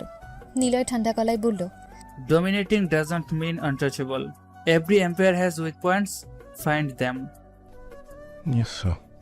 I want market pressure increased within the next 3 months. But no aggressive expressor. Everything should look natural. Sir, investors are asking about your public appearance. Media pressure is increasing. Let them ask. Mystery increase value. কথাটা শুনে সবাই চুপ হয়ে গেল, কারণ এই মানুষটার প্রতিটা সিদ্ধান্ত হিসেব করা। সে শুধু বিজনেস চালায় না, মানুষের মনও চালাতে জানে। স্ক্রিনে তখন কোম্পানির নতুন প্রজেক্টের 3D মডেল ভেসে উঠেছে। নিলয় খুব মনোযোগ দিয়ে সব বুঝিয়ে দিচ্ছে, কোথায় ইনভেস্ট হবে, কোথায় শেয়ার কিনতে হবে, কোন কোম্পানিকে চাপ দিতে হবে, সব কিছু তার মাথায় পরিষ্কার। অথচ কয়েক ঘন্টা আগে এই একই মানুষটা একটা রেস্টুরেন্টে বসে নিজের অনুভূতি লুকোতে ব্যস্ত ছিল। জীবনটা সত্যি অদ্ভুত। মিটিং প্রায় শেষের দিকে হঠাৎ একজন স্টাফ বলল, Sir, people are calling you the king of business. Kings fall when ego blinds them. Never repeat the title in front of me again. Sorry sir. নীলার চোখে তখন অদ্ভুত ঠান্ডা এক কঠোরতা, কারণ সে জানে ক্ষমতার সবচেয়ে বড় শত্রু অহংকার। আর ঠিক সেই সময় চৌধুরী বাড়ির ওপর তলার বেলকানিতে দাঁড়িয়ে আঁখি হঠাৎ নিচের দিকে তাকালো। নিলয় রুমের দরজা নিচ দিয়ে হালকা আলো বের হচ্ছে। আঁখি ভ্রুকুচকে তাকিয়ে রইল। এত রাতে নিলয় জেগে কি করছে? মিটিং প্রায় শেষের দিকে। স্ক্রিনে এখনও কয়েকজন বিদেশি স্টাফ আর ম্যানেজারের মুখ ভেসে আছে। সবাই মনোযোগ দিয়ে নিলয়ের কথা শুনছে। নিলয় শেষবারের মতো কিছু ফাইল চেক করলো, তারপর শান্ত ঠান্ডা গলায় বলল, আগামী 1 সপ্তাহের মধ্যে সব রিপোর্ট আমার টেবিলে চাই, কোনো ভুল যেন না হয়। Yes sir. আর মনে রাখবেন, কাজের গতি কমানো যাবে না। আমরা এখন এমন জায়গায় দাঁড়িয়ে আছি যেখানে একটা ভুল পুরো মার্কেট বদলে দিতে পারে। Understood, sir. Do your work properly. I don't tolerate carelessness. তারপর সে কল কেটে দিল। স্ক্রিন অন্ধকার হয়ে গেল। রুমটা আবার নিস্তব্ধ। কয়েক সেকেন্ড আগেও যে মানুষটা কোটি টাকার সিদ্ধান্ত নিচ্ছিল, এখন সে আবার সেই ছোট রুমের নীরব ছেলেটা। নিলয় ধীরে ধীরে ল্যাপটপ বন্ধ করলো। ঠিক তখনই দরজায় হালকা নক পড়ল। নিলয় চমকে উঠল, তার বুক ধক করে উঠল একবার। সে দ্রুত ল্যাপটপটা সরিয়ে বাক্সের ভেতর ঢুকিয়ে দিল। তারপর নিজেকে স্বাভাবিক করে দরজার দিকে এগিয়ে গেল। দরজা খুলতে সামনে আঁখিকে দাঁড়িয়ে থাকতে দেখল। রাতের নরম আলোয় আঁখিকে অন্যরকম লাগছে। চুলগুলো খোলা, হালকা ঢিলেঢালা পোশাক, চোখে ঘুমের ছাপ থাকলেও ভেতরে অদ্ভুত এক জাগ্রত কৌতূহল। আঁখি দরজার ফাঁক দিয়ে ভেতরে তাকিয়ে বলল, এত রাত জেগে কি করিস? কিছু না, ঘুম আসছে না তাই জেগে আছি। তার গলায় স্বাভাবিক ভাব আনার চেষ্টা স্পষ্ট। আঁখি কয়েক মুহূর্ত তার দিকে তাকিয়ে রইল, যেন কিছু একটা বুঝতে চাইছে। তারপর হঠাৎ বলল, বাইরে যাবি? এত রাতে? সমস্যা কি, চল যাই। কিন্তু যদি কেউ দেখে কিছু বলে? মানুষের কথা শোনার টাইম নেই আমার, তুই যাবে কি না বল। এই মেয়েটা সত্যি অন্যরকম। সমাজ কি বলবে, মানুষ কি ভাববে, সব যেন তার জীবনে খুব ছোট ব্যাপার। নিলয় কিছুক্ষণ চুপ করে থেকে শেষমেশ মাথা নেড়ে বলল, আচ্ছা চলেন। আঁখির ঠোঁটে ছোট্ট হাসি ফুটে উঠল।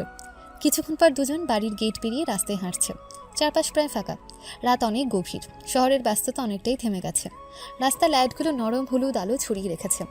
হালকা ঠান্ডা বাতাস বইছে। অদ্ভুত একটা শান্ত পরিবেশ চারিপাশে, যেন এই রাতটা শুধু তাদের দুজনের জন্য থেমে আছে। আঁখি ধীরে ধীরে হাঁটছে, আর নিলয় তার পাশে কিছুটা দূরত্ব রেখে হাঁটছে। দুজনেই কিছুক্ষণ চুপ, শুধু পায়ের শব্দ শোনা যাচ্ছে। হঠাৎ আঁখি বলল, তুই সবসময় এত চুপচাপ থাকিস কেন? কি বলবো? যা ইচ্ছা। আমার কথা শুনে কারো ভালো লাগে না? কে বলেছে? জানি না, এমনই মনে হয়। আঁখি তার মুখের দিকে তাকিয়ে রইল। এই ছেলেটার ভেতরে এত কষ্ট কেন, সেটা সে বুঝতে পারে না। কিন্তু একটা জিনিস সে খুব ভালো করে বুঝে গেছে, নিলয় যা দেখায় তার ভেতরে সে তার চেয়ে অনেক বেশি গভীর। হঠাৎ বাতাসে আঁখির চুল উড়ে এসে মুখে লাগলো। নিলয় কিছুক্ষণ তাকিয়ে থেকে চোখ সরিয়ে নিল। তার বুকের ভেতরটা আবার অদ্ভুতভাবে কেঁপে উঠল। আঁখি সেটা খেয়াল করলো। সে মুচকি হেসে বলল, তুই আমাকে এড়িয়ে চলছিস কেন নিলয়? আমি কই না তো। মিথ্যা বলিস না। রাতের নীরব রাস্তায় দুজন এখন খুব কাছাকাছি দাঁড়িয়ে, আর নিলয়ের বুকের ভেতরের অস্থিরতা ধীরে ধীরে আরও বেড়ে যাচ্ছে। রাত আরও গভীর হয়ে এসেছে। রাস্তার দুই পাশের গাছগুলো হালকা বাতাসে দুলছে। দূরে কোথাও কুকুরের ডাক ভেসে আসছে। শহরের ব্যস্ততা অনেক আগেই থেমে গেছে। এই নীরব রাত মানুষকে নিজের ভেতরের কথাগুলো শুনতে বাধ্য করে। আর আজকের রাতটা যেন নিলয়ের জন্য আরও কঠিন হয়ে উঠেছে। আঁখি তার একদম সামনে দাঁড়িয়ে আছে। দুজনের মাঝখানে দূরত্ব খুব কম। নিলয় চোখ সরিয়ে নিতে চাইছে, কিন্তু পারছে না। আঁখি কিছুক্ষণ তার দিকে তাকিয়ে থেকে হঠাৎ বলল, কাউকে পছন্দ করিস? প্রশ্নটা এত হঠাৎ এলো যে নিলয় পুরোপুরি থমকে গেল। তার বুকের ভেতর ধক করে উঠল। মনে হলো যেন আঁখি সরাসরি তার ভেতরের গোপন জায়গাতেই হাত দিয়ে ফেলেছে। নিলয় জোর করে হালকা হাসল। আমার মতো গরিবকে কে পছন্দ করবে? কথাটার ভেতর হাসি থাকলেও কষ্টটা লুকানো ছিল না। আঁখির চোখ হালকা নরম হয়ে এলো। সে ধীরে বলল, সত্যি করিস না কিন্তু। তোর চোখ তো অন্য কথা বলে। নিলয় দ্রুত চোখ সরিয়ে নিল। তার ভেতরে আবার সে অস্থিরতা শুরু হয়ে গেছে। কই না তো। সে যতটা সম্ভব স্বাভাবিক থাকার চেষ্টা করছে, কিন্তু তার কণ্ঠের হালকা কাঁপুনি আখির চোখ এড়ালো না। আখি কয়েক সেকেন্ড চুপ করে তার দিকে তাকিয়ে রইল, যেন বুঝতে চাইছে এই ছেলেটা আসলে কি লুকিয়ে রাখে নিজের ভেতরে। তারপর আর কিছু না বলে ধীরে ধীরে সামনে হাঁটতে শুরু করলো। নিলয় চুপচাপ তার পাশে হাঁটতে লাগলো। দুজনের মাঝখানে এখন নীরবতা, কিন্তু সেই নীরবতার ভেতরে হাজারটা না বলা কথা ঘুরছে। রাস্তার আলো এসে মাঝে মাঝে আখির মুখে পড়ছে। নিলয় চাইলেও চোখ সরাতে পারছে না। তার মনে বারবার একটা ভয় কাজ করছে, যদি এই অনুভূতিটা সত্যি হয়ে যায়, যদি সে সত্যি আখি সব জেনে ফেলে। না, সেটা অসম্ভব। এই মেয়েটা আর সে দুইটা সম্পূর্ণ আলাদা পৃথিবী। একজন চৌধুরী বাড়ির রাজকন্যা, আরেকজন সেই বাড়ির কাজের ছেলে। নিলয় গভীর একটা নিঃশ্বাস ফেলল। আখি হাঁটতে হাঁটতে হঠাৎ বলল, জানিস, মানুষ সব সময় যা মুখে বলে সেটা সত্যি না, অনেক সময় চোখ সত্যিটা বলে দেয়। কথাটা শুনে নিলয়ের বুকের ভেতরটা আবার ধক করে উঠল। সে বুঝতে পারছে না আখি কি সত্যি কিছু বুঝে বলছে, নাকি শুধু তাকে খোঁচা দিচ্ছে। কিছুক্ষণ পর তারা রাস্তার পাশের একটা ফাঁকা পার্কের সামনে এসে থামল। গেট বন্ধ, ভেতরে কেউ নেই, শুধু হালকা বাতাস আর রাতের নীরবতা। আখি রেলিংয়ে হাত রেখে দাঁড়ালো, তার চুলগুলো বাতাসে উঠছে। নিলয় কিছুটা দূরে দাঁড়িয়ে আছে। আখি হঠাৎ বলল, তুই কখনো নিজের কথা ভাবিস? মানে? সবসময় অন্যের কাজ করিস, অন্যের কথা ভাবিস, কখনো নিজের জন্য কিছু চাইতে ইচ্ছে করে না? প্রশ্নটা শুনে নিলয় কয়েক সেকেন্ড চুপ হয়ে গেল। তার চোখে অদ্ভুত একটা ছায়া নেমে এলো, কারণ সে নিজের জন্য অনেক কিছু চাইতে পারতো, ক্ষমতা, টাকা, সম্মান, সবই তার কাছে। কিন্তু তবুও কেন যেন ভেতরে একটা শূন্যতা রয়ে গেছে। নিলয় ধীরে বলল, সব চাওয়া পূরণ হয় না আপু। যদি একদিন হয়? নিলয় কিছু বলল না, শুধু চুপচাপ আখির দিকে তাকিয়ে রইল। আর সেই মুহূর্তে তার মনে হচ্ছিল এই রাতটা যত দীর্ঘ হতো তত ভালো হতো। রাতের নরম বাতাসে চারপাশটা আরও শান্ত হয়ে গেছে। রাস্তার দুই পাশে ছড়িয়ে থাকা আলোয় শহরটাকে অন্যরকম লাগছে। দিনের কোলাহল নেই, গাড়ির হর্ন নেই, শুধু হালকা বাতাস আর দূরের কিছু শব্দ। আখি আর নিলয় ধীরে ধীরে হাঁটছে। দুজনেই চুপ, মাঝে মাঝে কিছু নীরবতা কথার থেকেও বেশি গভীর হয়।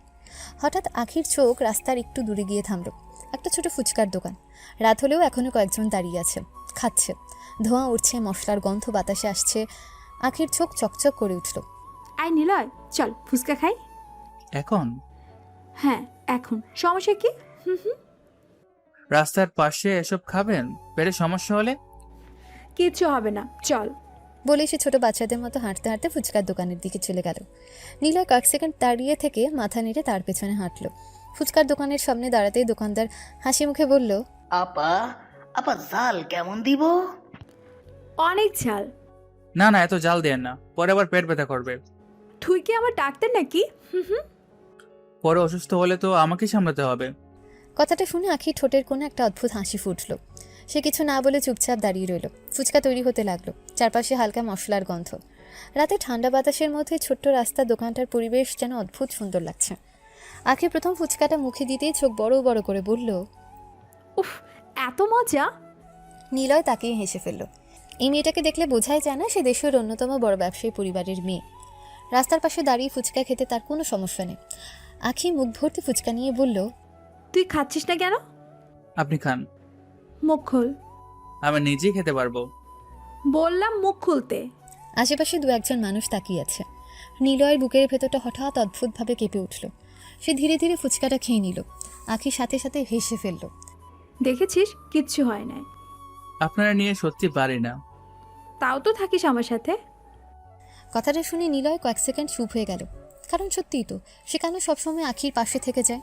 কেন তার সব রাগ, জেদ, অদ্ভুত আচরণও বিরক্ত লাগে না? ফুচকা খেতে খেতে আখি হঠাৎ বলল, জানিস, ছোটবেলায় আমি লুকিয়ে এসব খেতে বের হতাম। আপনি? মা জানলে বকা দিত, বলতো রাস্তার খাবার খেলে অসুখ হবে। এগুলো তো তাই বলবে। আবার শুরু করলি? দুজনেই হেসে ফেলল। রাতে সেই নির্জন রাস্তায় তাদের হাসির শব্দটা অদ্ভুত সুন্দর লাগছিল। যেন কিছুক্ষণের জন্য দুজনেই নিজেদের বাস্তবতা ভুলে গেছে।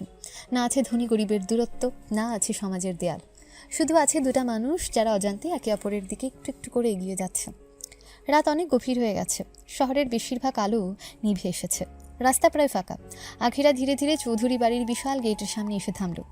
অনেকক্ষণ বাইরে কাটানোর পরও দুজনের কারোরই তেমন কথা শেষ হয়নি। কখনো ছোট ছোট কথা, কখনো নীরবতা, কিন্তু সেই নীরবতাও যেন অদ্ভুতভাবে স্বস্তির ছিল। দুজন পাশাপাশি হাঁটতে হাঁটতে বাড়ির ভেতরে ঢুকেছে। ঠিক তখনই উপরতলার বেলকানিতে দাঁড়িয়ে থাকা মেহেরিন নিজের দিকে তাকিয়ে সব দেখছিল। তার চোখে স্পষ্ট অস্বস্তি আর সন্দেহ। সে ধীরে পাশে দাঁড়িয়ে থাকা রাহাতকে বলল, দেখেছো, তোমার বোন কিন্তু এই কাজের লোকটাকে বেশি মাথায় তুলছে। আরে আখি কি বোকা নাকি? ও শুধু ওর প্রয়োজনে এ ব্যবহার করছে। আমার তো তেমন লাগে না। তাহলে কেমন লাগে শুনি? আমার তো অন্য কিছু মনে হয়। তার চোখে তখন অদ্ভুত একটা সন্দেহ, যেন সে এমন কিছু দেখতে চাচ্ছে যেটা অন্যরা দেখতে চায় না। রাহাত হেসে ফেলল।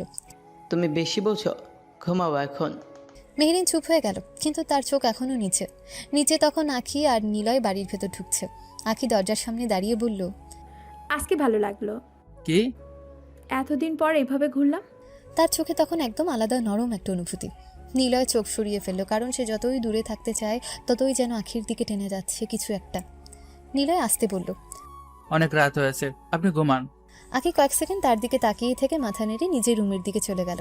আর নিলয় দাঁড়িয়ে রইল কিছুক্ষণ। তার মনে হচ্ছিল এই রাতটা যেন খুব দ্রুত শেষ হয়ে গেল। সকাল। চৌধুরী বাড়িতে আবার আগের মতন ব্যস্ততা শুরু হয়েছে। রান্নাঘরে কাজের শব্দ, ড্রয়িং রুমে লোকজনের আসা যাওয়া, আর তার মাঝখানে আগের মতোই নিলয় দৌড়াচ্ছে এদিক ওদিক। রাতের সেই শান্ত মানুষটা আবার দিনের বাস্তবতায় ফিরে এসেছে। নিলয় তখন রান্নাঘরের পাশে কিছু এক জিনিস গুছাচ্ছিল। ঠিক তখনই আখির মা হাতে একটা বড় লিস্ট নিয়ে এসে বললেন, এই নিলয়, জি বড় মা। আজ আমার বোন আর বোনের মেয়ে আসবে, ভালো ভালো বাজার করবি, কোনো কিছু যেন কম না হয়। নিলয় লিস্টটার দিকে তাকিয়ে চোখ বড় বড় করে ফেলল। লিস্টটা এত বড় যেন পুরো বাজার কিনে আনতে হবে। মাছ, মাংস, ফল, মিষ্টি, ড্রাই ফ্রুট, কি নেই সেখানে। নিলয় মাথা চুলকে বলল, বড় মা, এত কিছু? হ্যাঁ, এত কিছু। আমার বোন আসবে, বুঝেছিস? সব কিছু একদম ফার্স্ট ক্লাস চাই। আর হ্যাঁ, ভুল কিছু আনলে কিন্তু আবার যেতে হবে। আচ্ছা ভাবি। এই বাড়িতে নিলয়ের কাজ যেন কখনো শেষ হয় না। কিন্তু আশ্চর্যের বিষয় হলো সে কখনো বিরক্ত হয় না, অথবা নিজের বিরক্তি কখনো প্রকাশ করে না।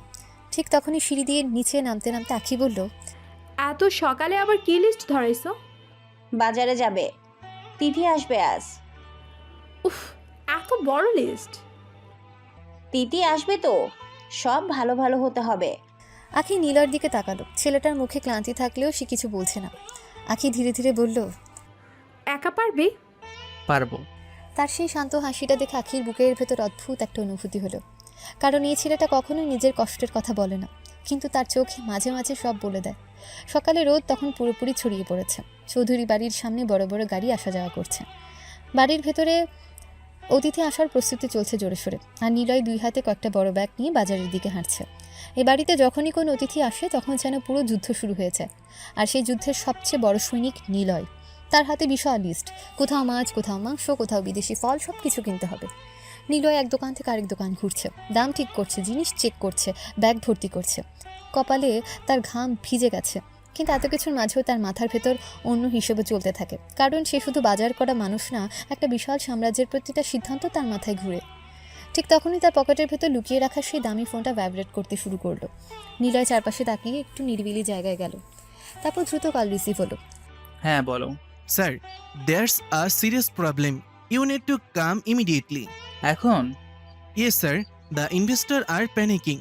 If you don't handle this personally, this thing could get worse. নীলয়ের চোখ মুহূর্তেই বদলে গেল, শান্ত মুখে কঠিন ছায়া নেমে এলো। নিলয় নিচু গলায় বলল, হোয়াট এক্স্যাক্টলি হ্যাপেন্ড? ম্যানেজার দ্রুত সব বলতে লাগলো। একটা বড় প্রজেক্ট নিয়ে হঠাৎ সমস্যা তৈরি হয়েছে।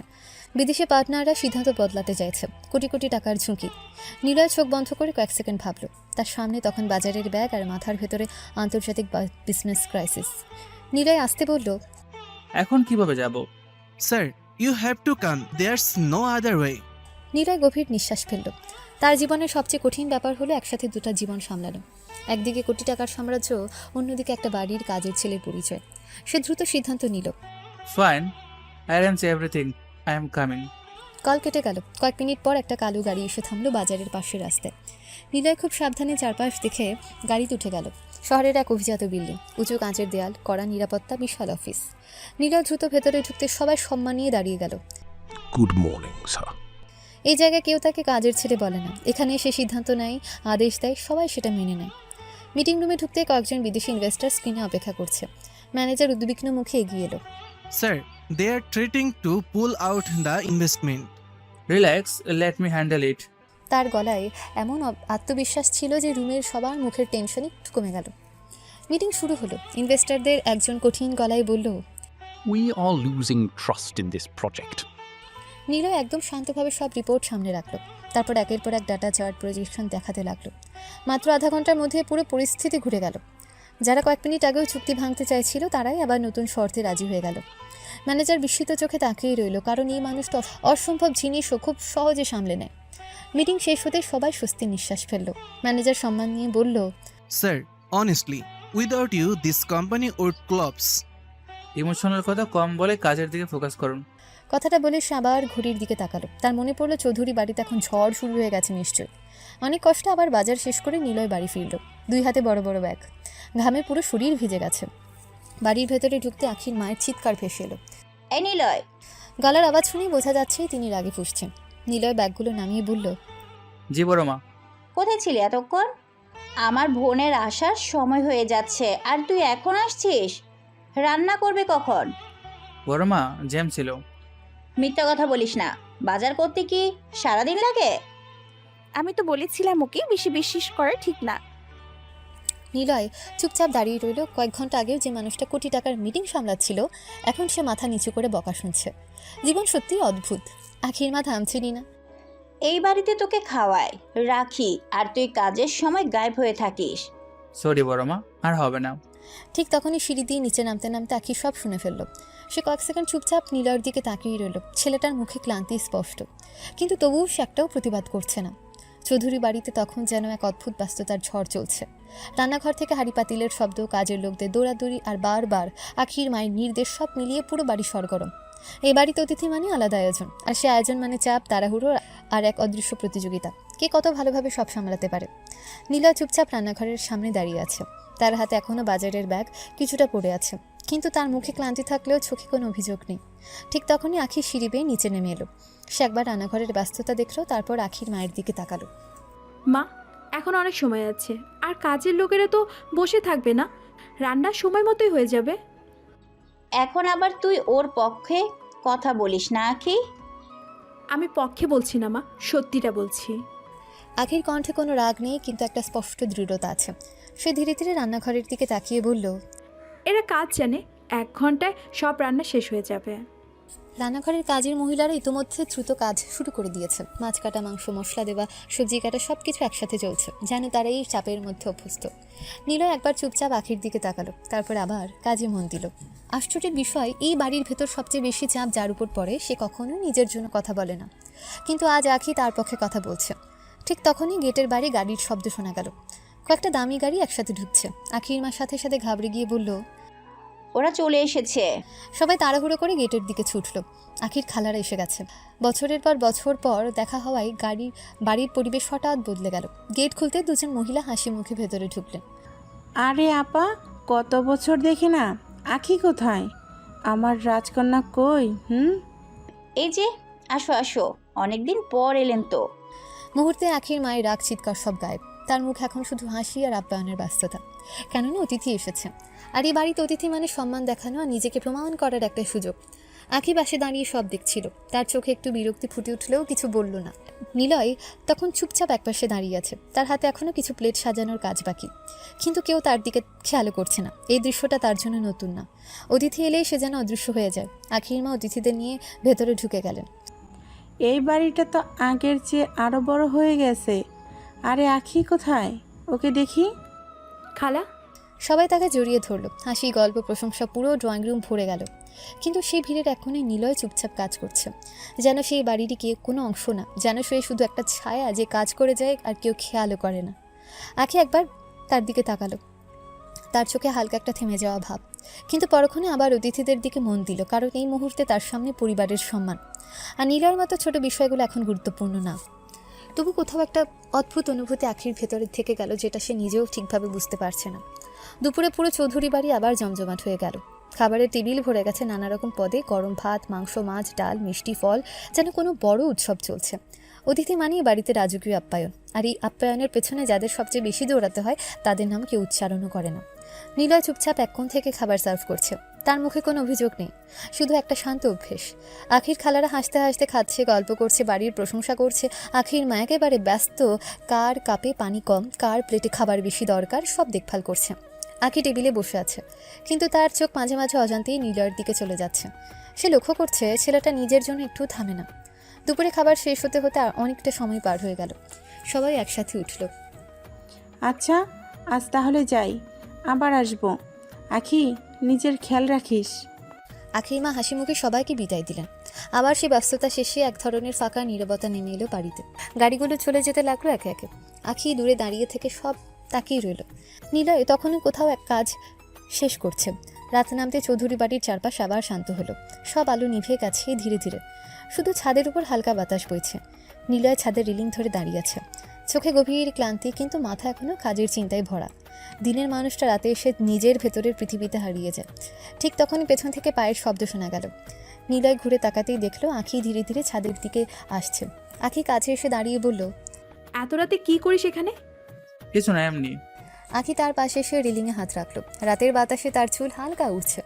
আখি ধীরে বলল, নিলয়, মনের বলতে না পারলে ভেতরে খুব কষ্ট হয়, তাই না? প্রশ্নটা হঠাৎ খুব গভীর হয়ে এলো। নিলয় কয়েক সেকেন্ড চুপ করে রইল, তারপর নিচু গলায় বলল, তাহলে বলিস না কেন? কি বলবো? কিছুই বলার নাই। এই কথাটার পরেই নিলয়ের বুকের ভেতরটা কেঁপে উঠল, যেন সে নিজেও বুঝতে পারছে না সে আসলে কি বলতে চায়। আখি ধীরে বলল, টাকা। নিলয় ধীরে মাথা তুলে তার দিকে তাকালো। আখির চোখে আজ অদ্ভুত এক গভীরতা, না রাগ না হাসি, শুধু এক ধরনের নরম সত্য। নীলার মনে হচ্ছিল এই দৃষ্টির সামনে কোনো লুকানো যায় না। আখি আবার আসতে বলল, তুই সব কিছু বলিস না, কিন্তু তোর চোখ সব বলে দেয়। এই কথাটা যেন শেষ পেরেক। নীলার ভেতরের সব চাপা অনুভূতি একসাথে নড়ে উঠল। সে আর নিজেকে ধরে রাখতে পারল না। হঠাৎই সে এক ধাপ এগিয়ে এলো। আখি একটু অবাক হলেও সরল না। নীলয় কাঁপা কাঁপা গলায় বলল, আপনি কি আমার হবে নাকি? রাতের বাতাস যেন থেমে গেল এক মুহূর্তের জন্য। নীলার চোখে তখন অদ্ভুত এক সততা, কোনো অভিনয় নেই, কোনো লুকোচুরি নেই, শুধু একটা সরল হারানোর ভয়। নীলয় ধীরে বলল, কথা দিচ্ছি, খুব ভালো রাখবো, কখনো কষ্ট দিব না। আখি চুপ করে তাকিয়ে রইল। তার ঠোঁটে ধীরে ধীরে একটা ছোট্ট হাসি ফুটে উঠল। সে হাসিটা না, হ্যাঁ না না, শুধু একটা অনুভূতি।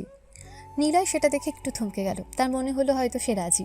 আখি ধীরে ধীরে এক ধাপ এগিয়ে এলো, নীলয়ের খুব কাছে। রাতের বাতাস, ছাদের নীরবতা আর দুজনের সেই থেমে যাওয়া দৃষ্টি সব কিছু যেন এক হয়ে গেল। নীলয় আর নিজেকে থামাতে পারল না। সে আস্তে করে আখির দিকে ঝুঁকে গেল, আর ঠিক তখনই আখি চোখ বন্ধ না করে তার দিকে তাকিয়ে রইল, একটা অজানা নীরবতা নিয়ে।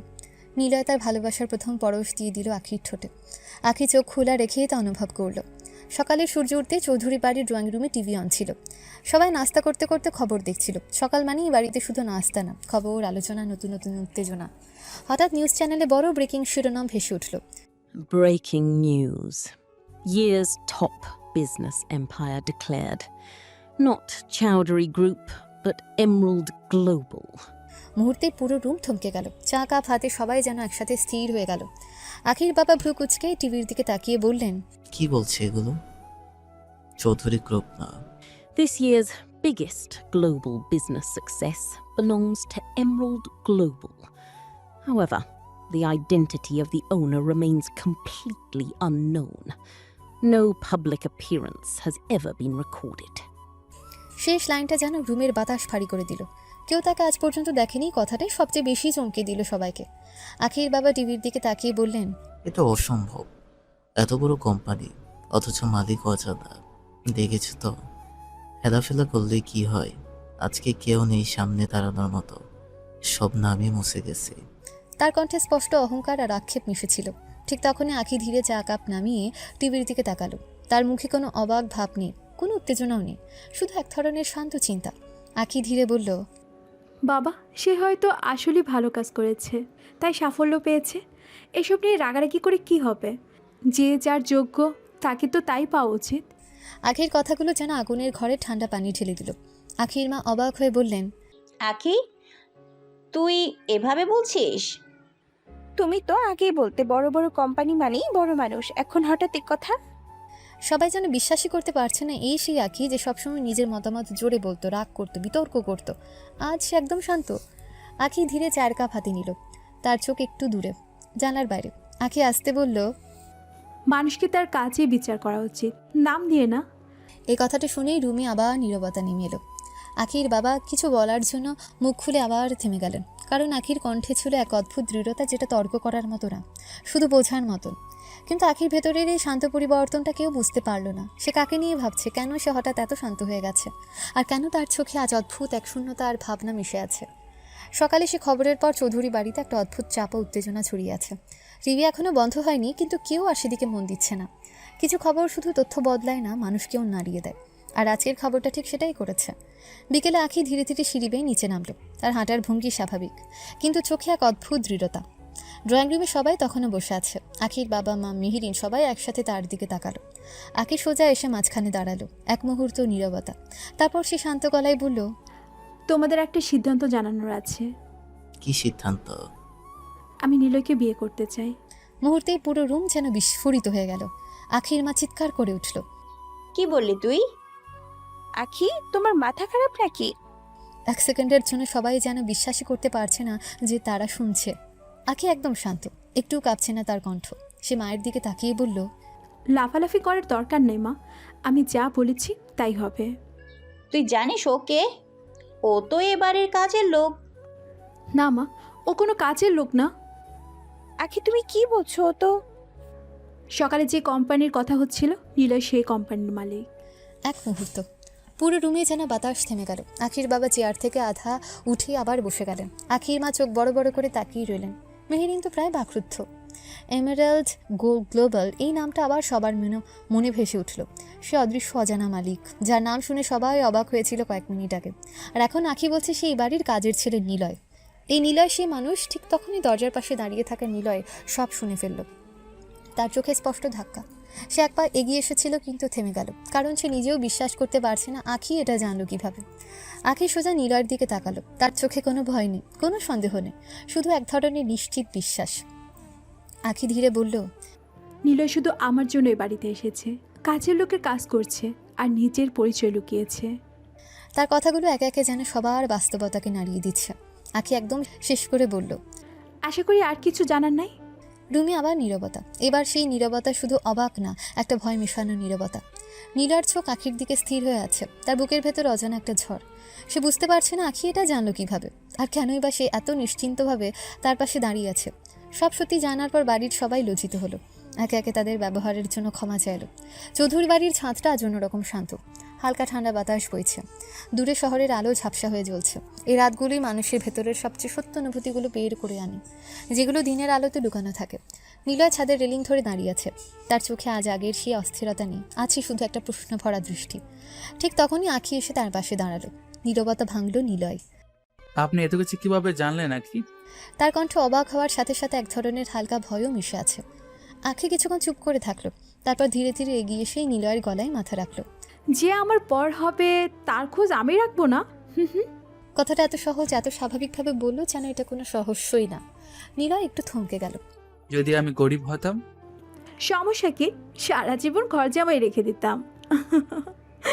কথাটা শুনে নিলয়ের ঠোঁটে অজান্তে হাসি ফুটে উঠল। এই মেয়েটা সত্যিই আলাদা। সমাজ, টাকা, পরিচয় কিছুই তার কাছে শেষ কথা না। আখি আরও একটু শক্ত করে নিলয়ের হাত ধরে বলল, এবার তো সবাই মেনে নিয়েছে, কবে বিয়ে করছো? নিলয় কিছুক্ষণ আকাশের দিকে তাকিয়ে রইল, তারপর খুব শান্ত গলায় বলল, যেদিন আপনি চান ম্যাডাম। এই এক লাইনে যেন পুরো রাত থেমে গেল। আখি কিছু বলল না, শুধু নিলয়ের দিকে তাকিয়ে রইল। তার চোখে এখন আর কোনো দ্বিধা নেই, শুধু এক ধরনের স্বস্তি আর নিজের জিতে যাওয়ার নিশ্চয়তা। হালকা বাতাসে দুজনের নীরবতা ছাদ জুড়ে ছড়িয়ে পড়ল। নিলয় আস্তে করে আখির হাতটা নিজের হাতে নিল। এই মুহূর্তে তার আর কোনো আলাদা কোনো পৃথিবীর মানুষ না, এর একই অনুভূতির ভেতরে দাঁড়িয়ে থাকা দুইটা মানুষ, যাদের গল্প এখন শুধু শুরু নয়, অনেক দূর যাওয়ার প্রস্তুতি নিচ্ছে।